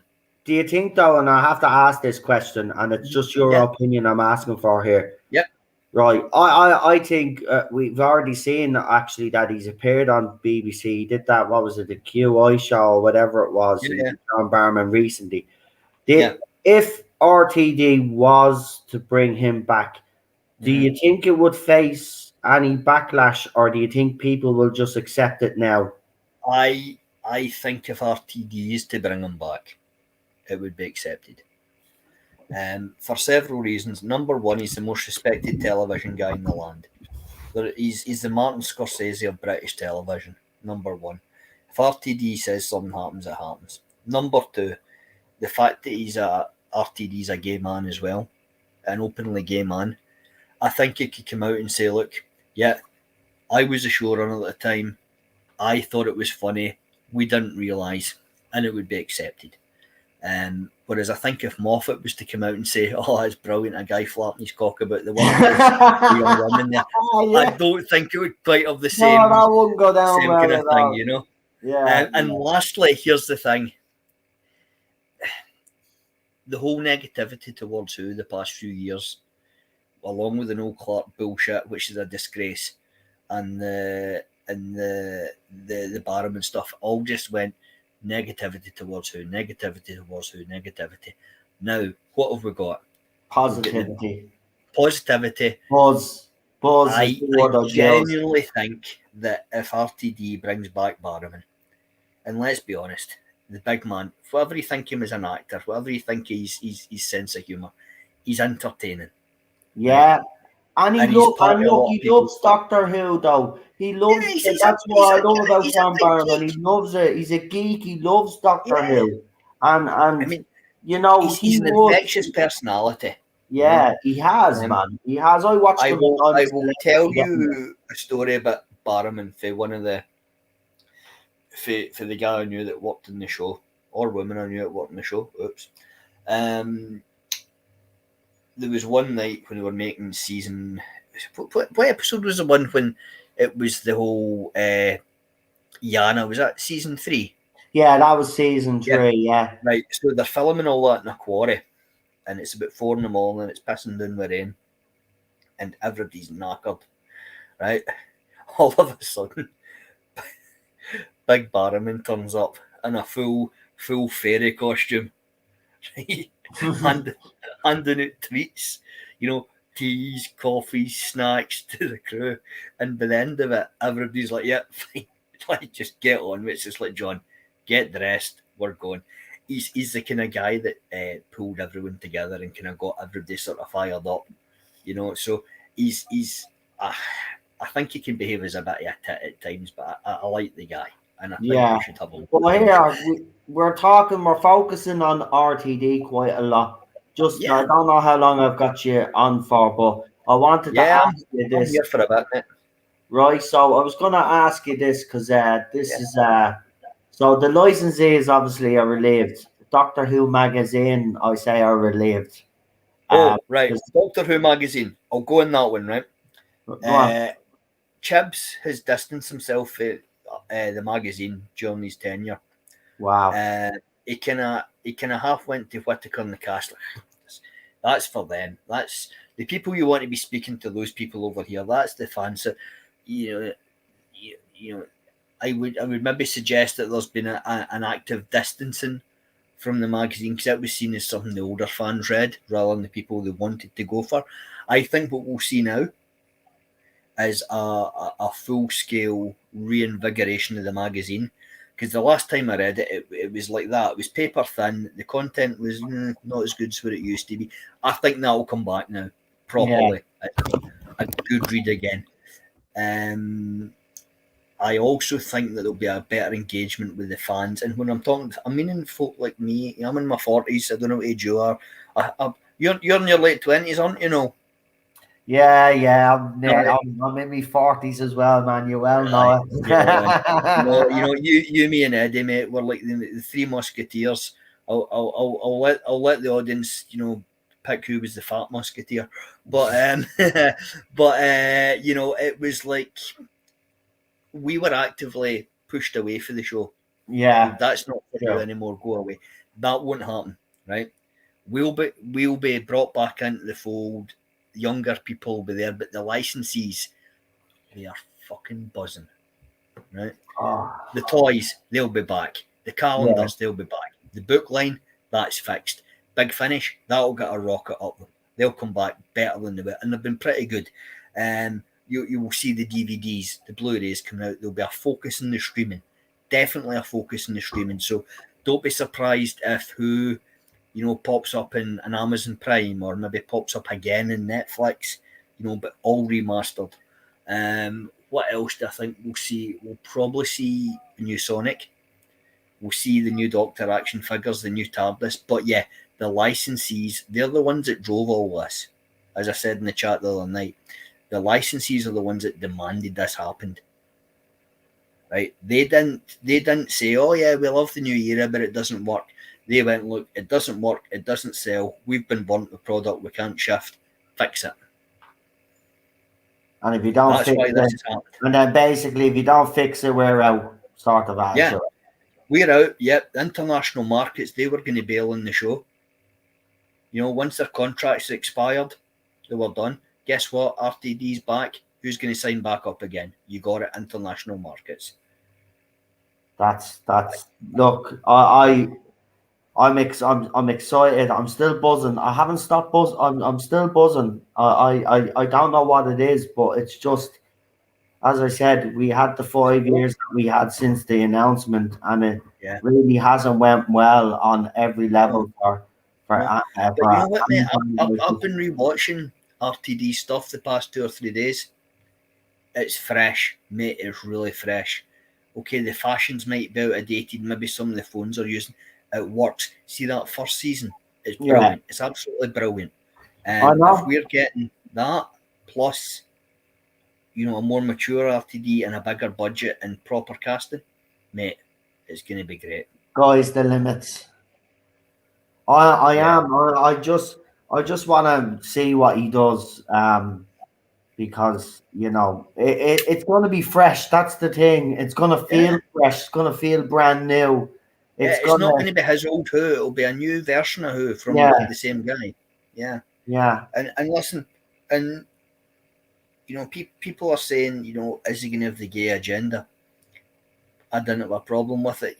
Gay people exist in this world. Well, Why hold should they on. not see That's the themselves thing, referenced on though. But screen? that's the thing. That's Captain Jack is the prime Yeah, example. The yeah, RTD era had Captain Jack, yeah. and but look at his character. Numerous characters that were It was, gay that yeah, exactly, but he was existed. developed. If you look at the Yeah, way Chibnall did it, he literally in one of the specials, he brings on this guy that's working in an office, I think it is, or whatever yeah, he's working. And he goes, "Oh, my boyfriend's at home. The Tardis kills him after 20 seconds." Like that's yeah. that's not how you do it. You've got to build these No. characters up, and Captain Jack is the prime example of that. Even Well, Bill is that? Potts in the RTD era, Yeah, or not RTD era, the Stephen Moffat era, we had Bill Potts, so that was great. nobody's opposed to all of this. It's just No, no. Chibnall just can't do it properly, and he can't do Well, these. If you're going to do it, you have to do it justice. You can't you've got to do have it with a bit of respect. as I said.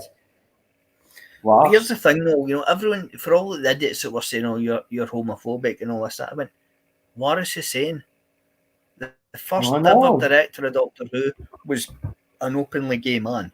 Yeah, and for And all these called us JNT, sexist, Verity Lambert, they called us yeah, sexist as well. Verity Lambert was the one that said that started it all. A woman. yeah, I Yeah. know, I know. Have you all forgotten that? It's Mark Gatiss, RTD Yeah. himself, Gareth Roberts.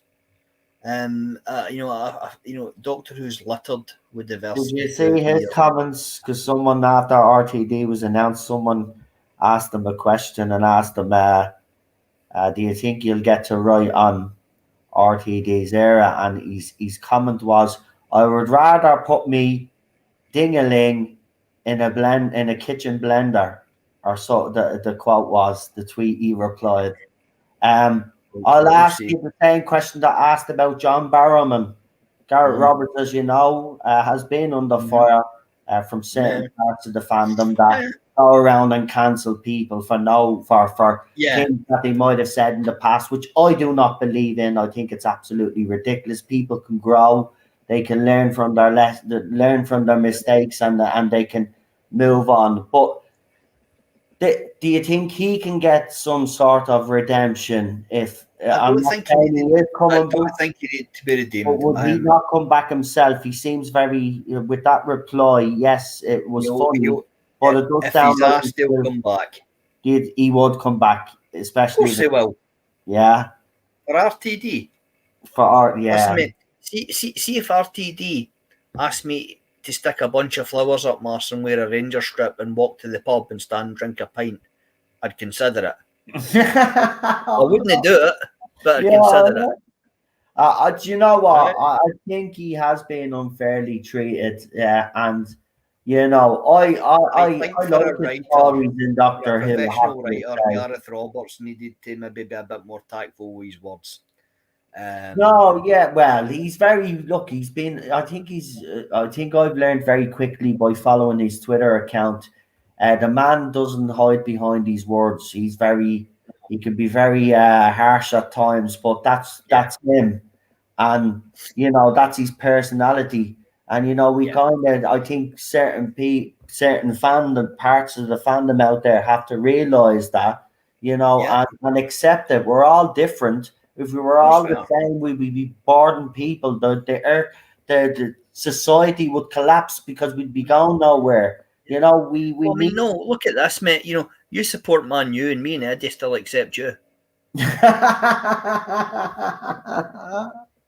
Oh Even man, Even don't. Daniel, a fellow Celtic fan, makes time for you, even though you I support Man know, U. but come here and come on now. I'm hurting as a Man U fan right now, so don't please. It's not been a good What time. you hurting about? But You've got Ronaldo.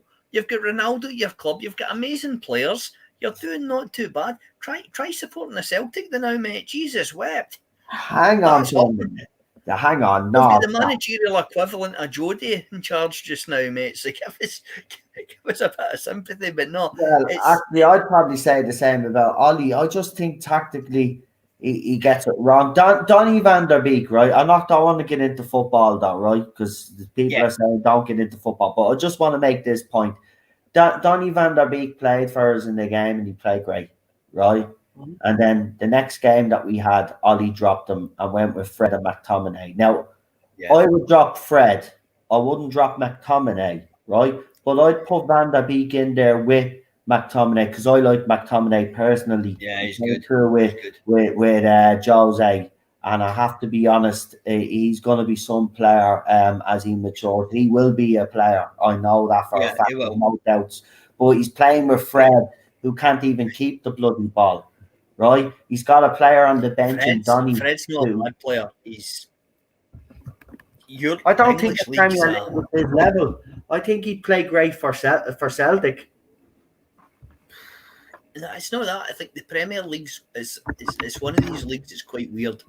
You know, one minute you're really relying on your physicality. The Yeah. next minute you've got to play really fast-paced football, which maybe not technical, but then you'll play another game and it's a really technical game. No, I So I get think you. Ollie's got to be much more careful in what games he does pick Fred in, because I don't think he always puts him in the right game.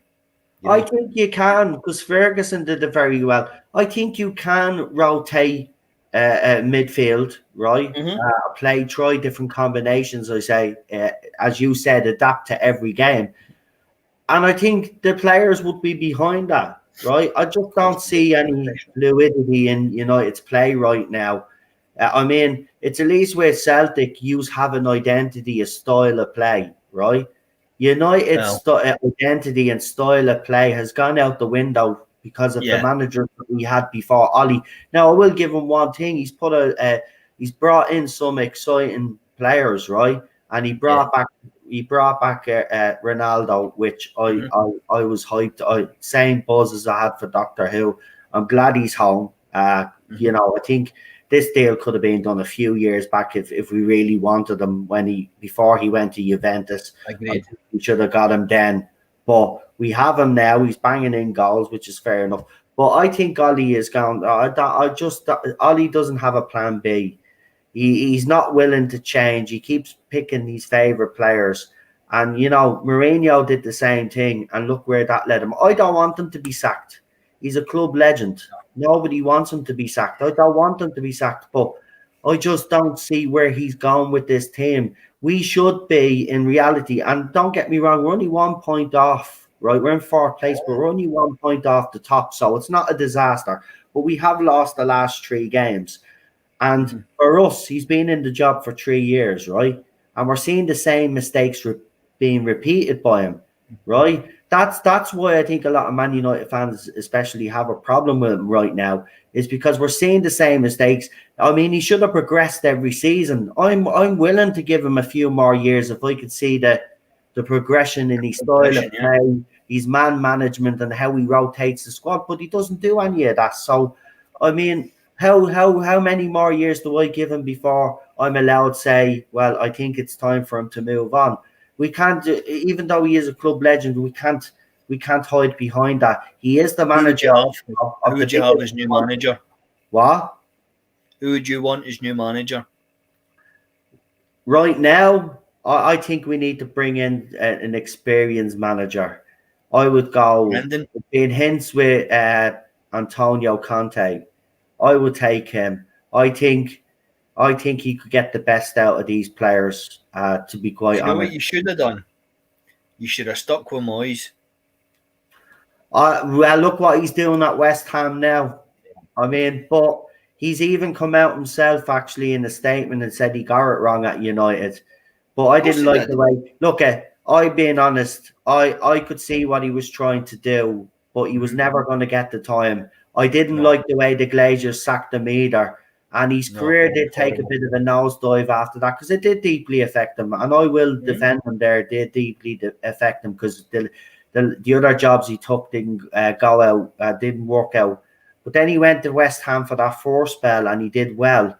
And then West Ham didn't give him the option of staying. He left then, do you remember? And then they bring him back to the second spell.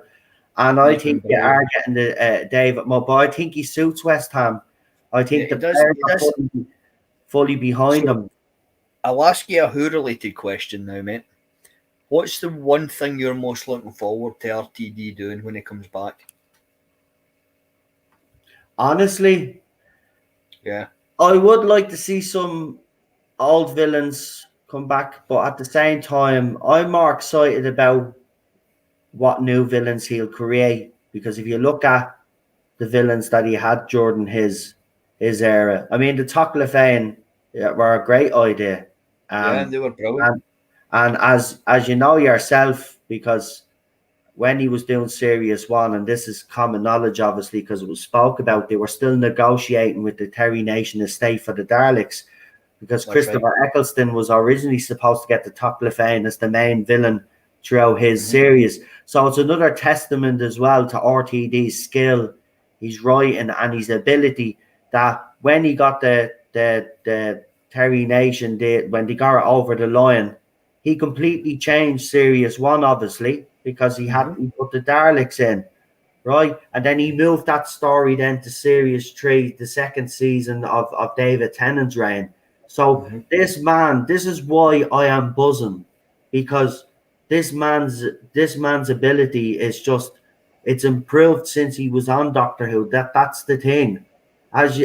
We are getting a more mature RTD now, and the skies are the limit, and that's why I'm excited. I just want to be surprised again, but at the same time, I want to be entertained, but I want those complex characters done properly. You know, the way he did it when he was there, you know, and give us good, exciting stories. I mean, look at some of the stories that were produced during his era.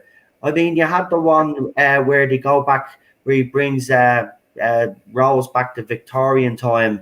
Quiet Dead. That was a brilliant story. Glenn Cooper one. Yeah, the one with the gas. That was brilliant. Was that not meant to be the first Christmas special, and not they moved it up? I think they did. Yeah, Yeah, yeah. I think yeah. that's what he And said. But I I'll mean, tell you, look, I'm looking forward to the show being much more cohesive again. Because as much as I love Moffat, he'd throw ideas out there and he would never pay them off. And Chibnall's been all over the map for what he's trying to do. So I'm looking forward to having a clear idea of this is where we're going. This is how we're going to do it. I'm looking forward to there being some good dialogue again and that's characters you give a yeah. shit about. And you know, I'm gonna say it as well. You know, I want the sci-fi talk back as well, the way the Doctor Yeah. used to speak. You know, we didn't get much of that during this era.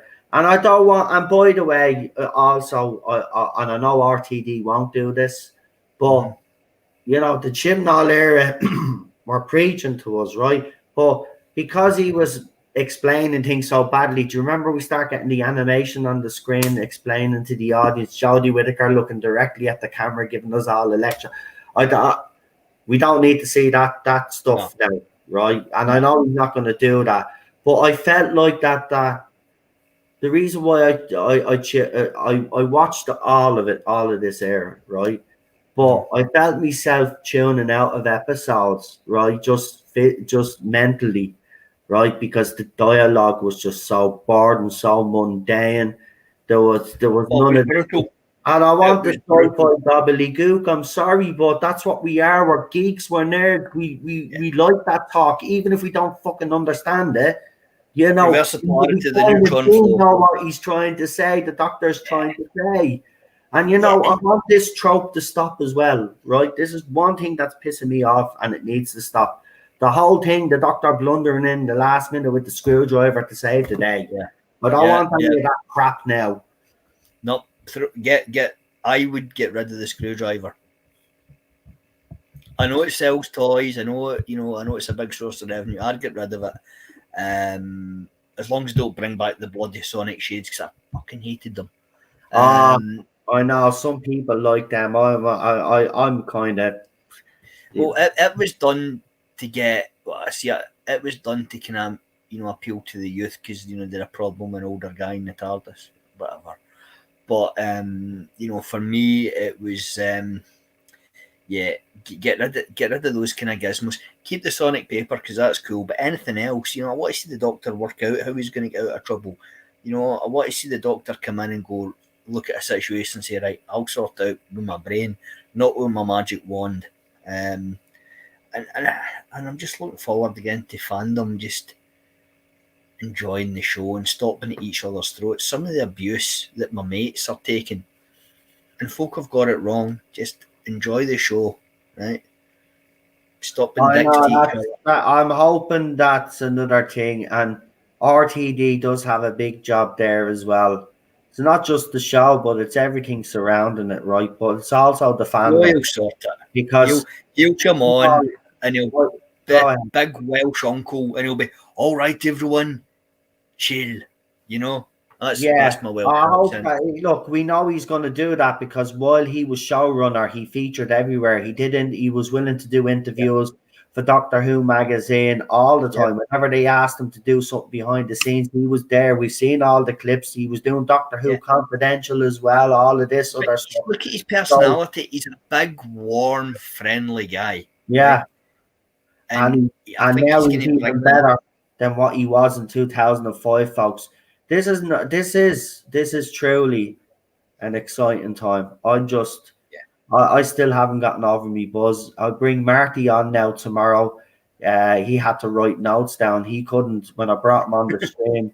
He got that emotional because he grew up during the RTD era and he loves yeah, RTD and the team that he had there.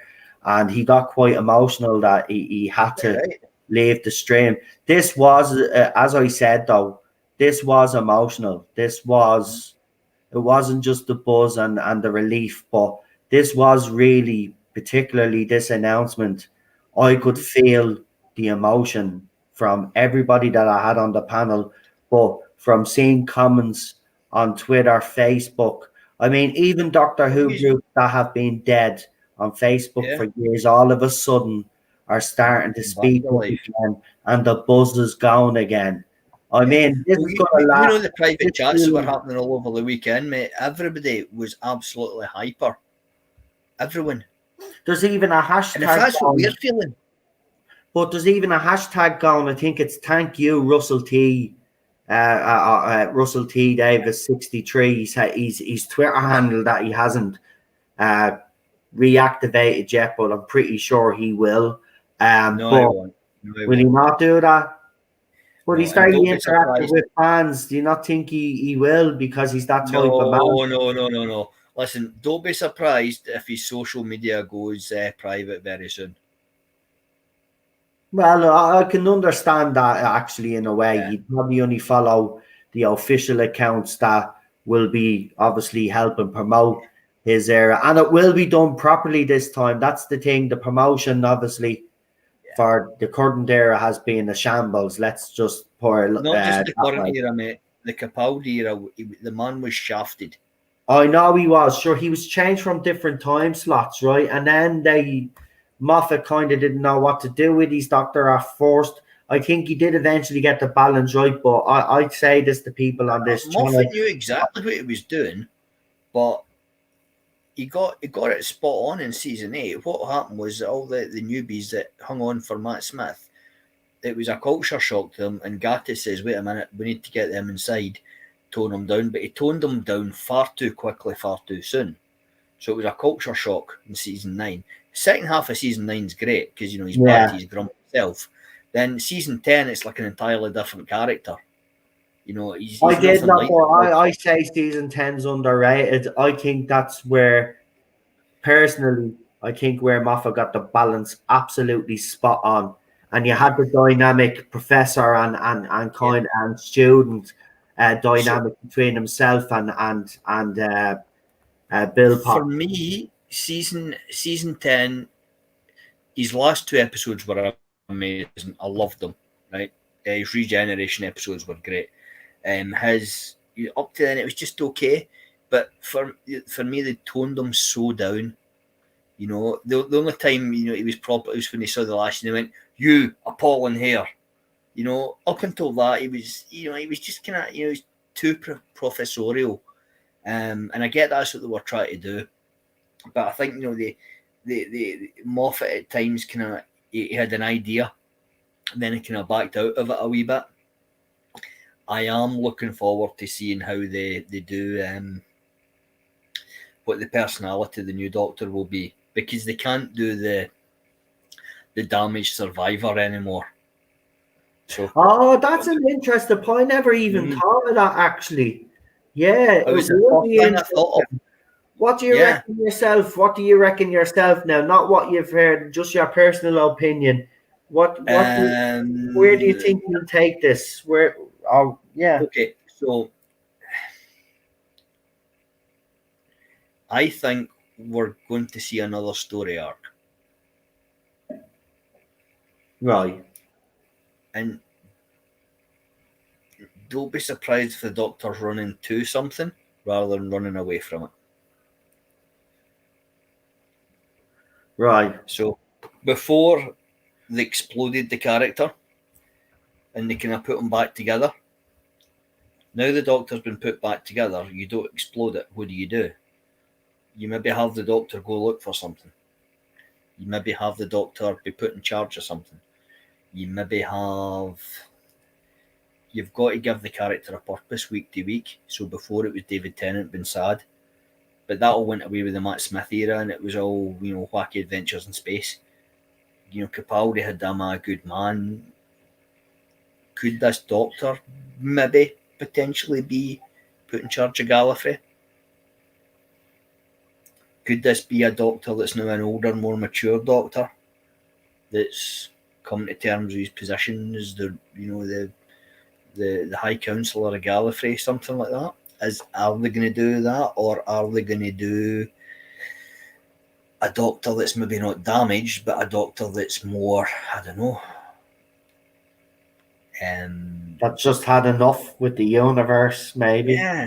ultra cynical, and he's got to rediscover his faith in the universe, just as the fans have got to rediscover their faith in the show. As I say, is the Doctor going to have that kind of arc? That's not a spoiler.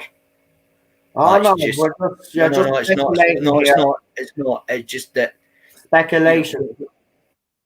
yeah, when they were putting things together earlier in the year, one of the things was that the Doctor has to have a clear personality, and they've got to have a clear through line.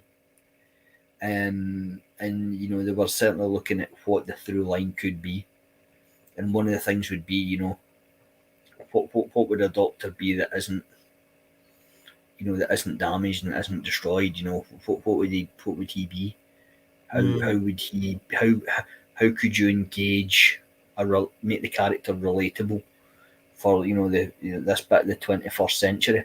So that's what they were looking at. So I'm only speculating when I'm saying that, but yeah, they need to have a good hook, and I think they will.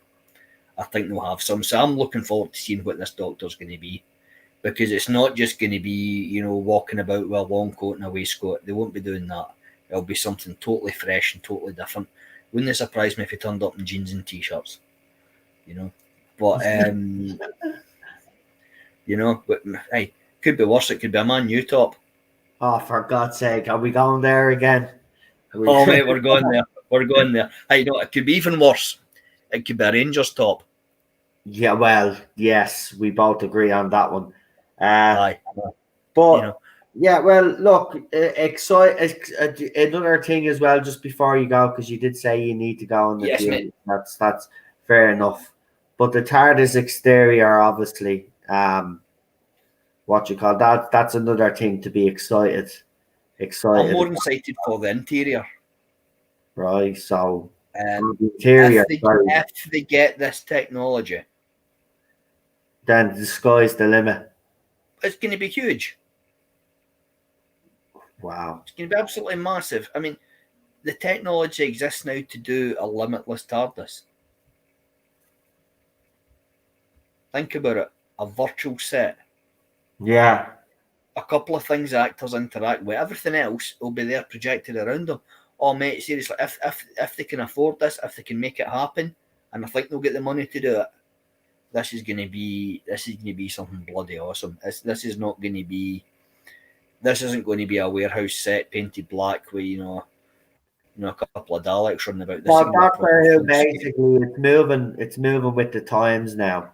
It's got to move with the times, mate. Even when Capaldi's last season, it was looking a bit sort of, it was looking a bit tired then. As much as I love him, and RTD just gave it a new lease of life again. I think we're going to see an absolutely incredible relaunch. The BBC are fully committed to this. They've put money behind it. You're going to be seeing Doctor Who everywhere, and I think the exciting thing is that old bastards like us and the kids are going to have an actual hero again. And if you look at the way the world is just now, we kind of need the Doctor to come back. Yeah, we do, because it's been one day. I shall come back. He was right. Yeah, he was absolutely right. On that note, mate, I've got work in the AM, so I shall depart. Thank you once again for having me on the show, Noel. It's always been a pleasure. I'll be tuning in tomorrow night to see what you guys are saying. I'm loving the positivity about the channel just now. I'm loving the positivity about fandom. We've got our show back, mate. Yeah, I know. I'm rubbing my hands weekly. I can't wait. As long as it's only your hands. Come on, Do you want to plug out before you leave, or? No, I've got nothing to plug, mate. I'm not a spoiler hound. I don't have a channel really. Just to say, just be cool to you every day. Love or loathe this era. Some people love it. Be cool to them. Understand that they're losing their Doctor. We're getting others back. But hey, listen. For once, I think the marketing's right. I think there will be space for everyone in this new year, and that's what it should be. It's what it always should have been. Yeah, I agree. So let's just enjoy the build-up, enjoy the show again, and we'll see all you guys in Twitter and the usual nonsense that goes on there. No, mate, I'm off ski. Have a good one, pal. See you later. Have a good one. You too, mate. Cheers, pal. Bye. No problem. Thanks for coming on. We do have a super chat that's been there up all night, folks. Left it on the screen. It's a £10 super chat from Garbage. He says, "I have no idea what to say, Noel, in the super chat except thanks, mate. Now I want to thank you all for tuning in.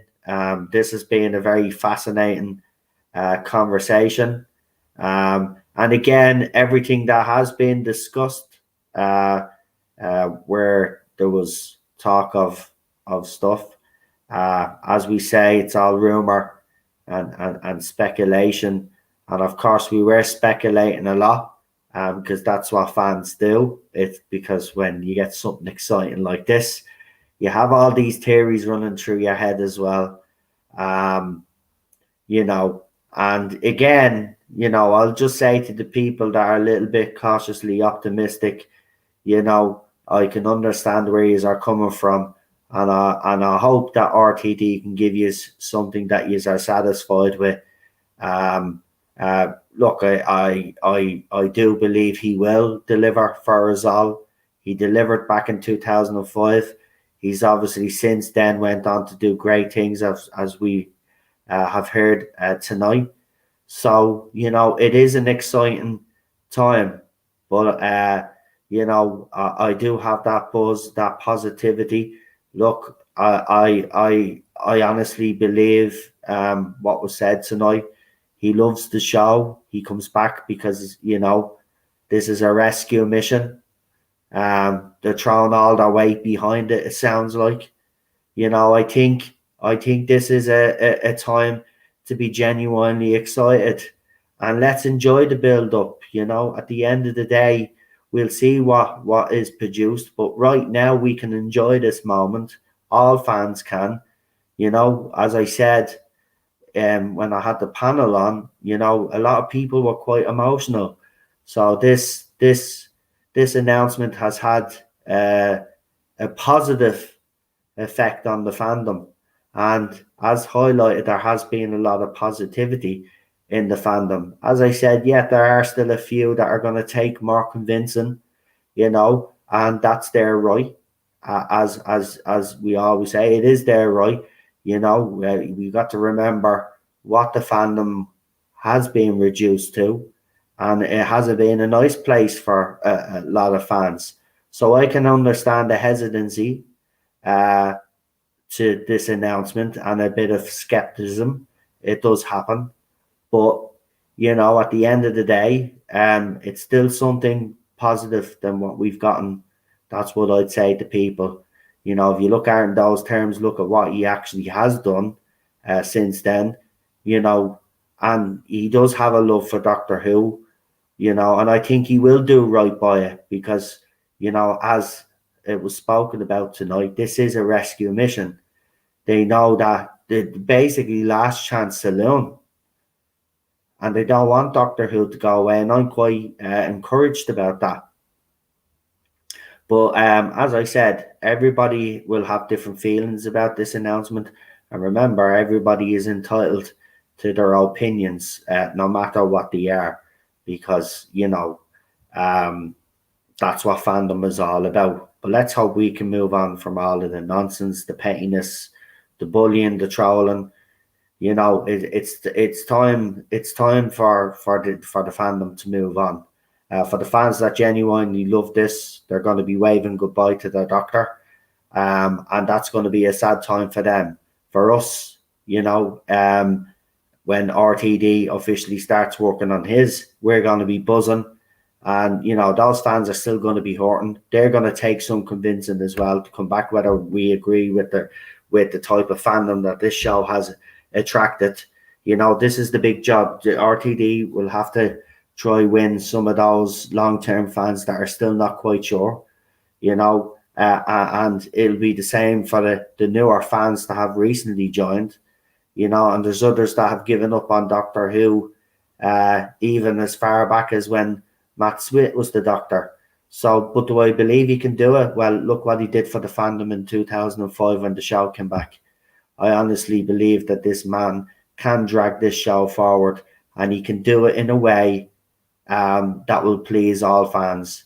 And we will see what look at the first indication that we'll get is when we see who's cast for the role of the Doctor.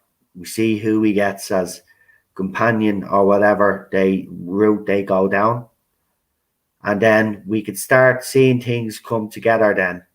And then, of course, he will do interviews and stuff like this. He is very he's very capable of coming across and communicating with the fans with what he's trying to do. And I have no doubt that he'll do the same this time around again. He's not going to change in that aspect. He will communicate. All of those other places like the magazine that have struggled for a few years, they'll get more interviews, more behind the scenes, stuff. Then fans will be speculating again. Fans will be buzzing. They'll be coming up with their own theories, like what used to happen in the fandom quite a lot, right? So, look, I think we're in for exciting times. That's all I'm just trying to say. And look, as I said, some fans out there are going to take a lot more convincing, and that's fair enough. But I'm buzzing, and I know the majority of people in my chat are buzzing, and I know there are some in the chat that are cautiously optimistic, or they want to see what comes on the screen first before they make any rash judgments or rash decisions. So look, it's interesting in the fandom. That's the way it goes.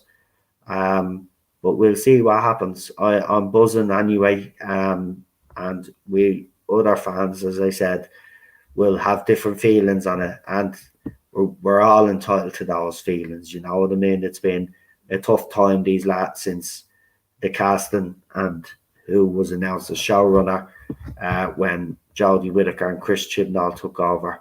So, we've got to look to the future now, and the future is with RTD, and let's see what happens. I want to thank Garbage for the super chat. I really appreciate that, mate. It's not a doctor though. I don't know what that's in relation to. Sorry. Let's see.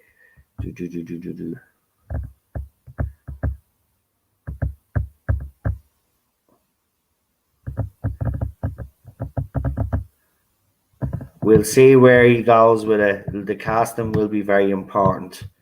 But again, it'll be little by little by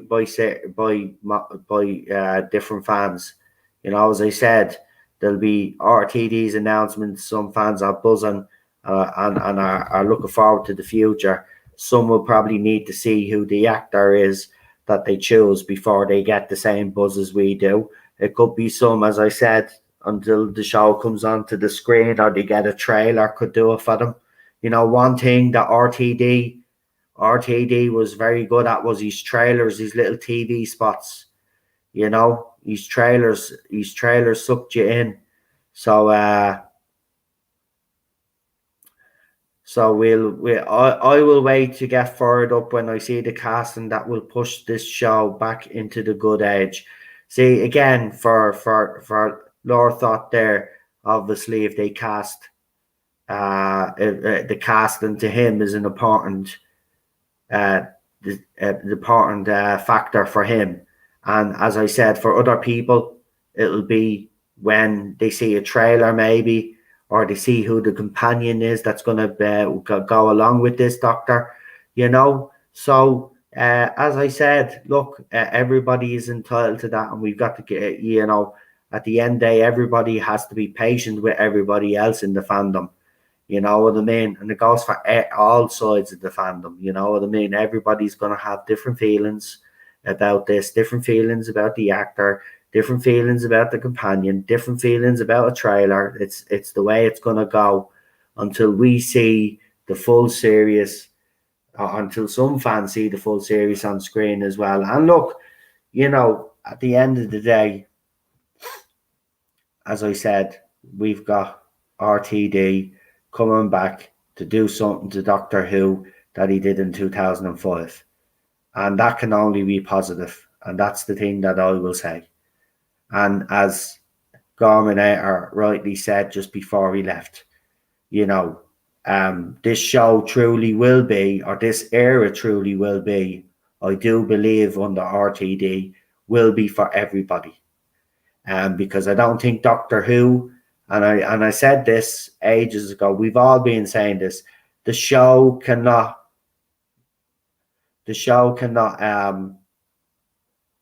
pander to a small vocal minority in this fandom.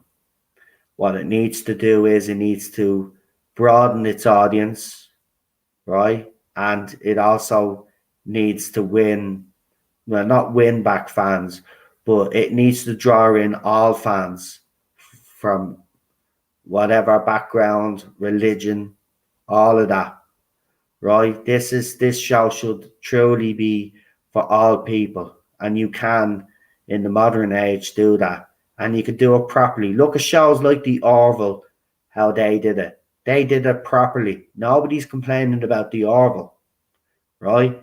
That's how you do it properly.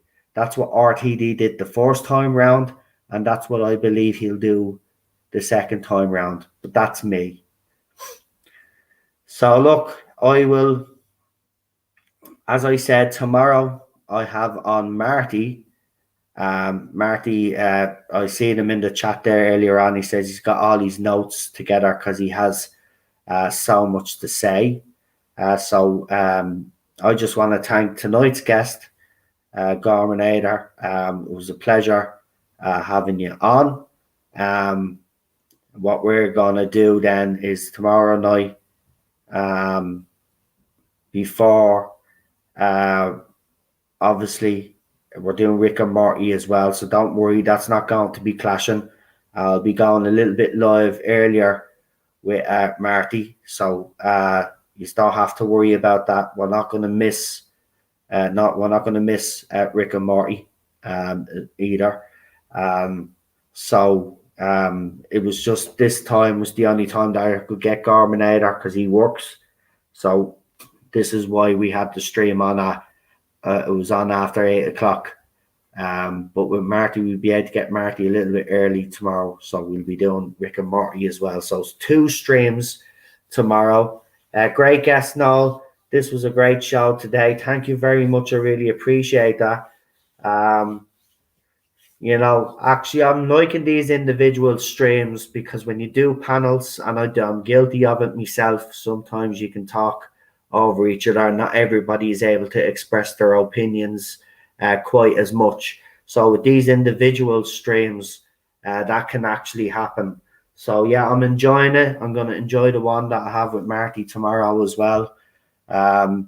It's good to get the independent, an individual person on to give their thoughts and opinions and how they feel about it. So yeah, we used to do that quite a lot on the channel, and I'm going to start doing it a lot more now because, as I said, we are coming into a new era of Doctor Who after this one ends, and I want to get as many people's opinion as I can. So for Matt, he says, Matt Jones, the new Dr. Caston is a make or break for the BBC and for many fans. Charlotte says, good night, everyone. A great stream. Doctor Who is back. Let's do this, says Daniel. Yeah, that's it. See the buzz that Daniel now has. And that's what it's done. The buzz. Fans like Daniel who are disillusioned and wouldn't cover Doctor Who on their channel anymore, all of a sudden are buzzed and are even considering doing Doctor Who content on their channel. This is what this announcement has done. It's caused a good buzz. As I said, it was a highly emotional time for some people on the panel. So this decision meant really a lot to a lot of people, and it was highly emotionally charged. And I can understand it with the latest regime, the way that's gone, and I can understand why people actually felt like that. Right, folks, though, I'm going to have to leave it there. As I said, I hope you have actually enjoyed tonight's stream. And if you have, hit that like button. Don't forget to share the stream. As they say, every little helps, if you don't mind, guys. Obviously, if you didn't like what you heard tonight, you can also dislike the stream. That's your right. Every little helps, as I said. So go ahead there, folks. And yeah, I will see you back here tomorrow. Just to let you know, actually, movie stream. It's a bit late now, so what I might do is the movie stream SOS Titanic. I'm going to do that on Thursday night. So Thursday night with me, Real Super Doctor, and we'll see if we can get one or two more guests to join us for that one. So yeah, that's it, folks. I'll talk to you soon. Have a good one. As I always say, stay safe, look after yourselves, and yeah, we will see you tomorrow, folks. Night, night.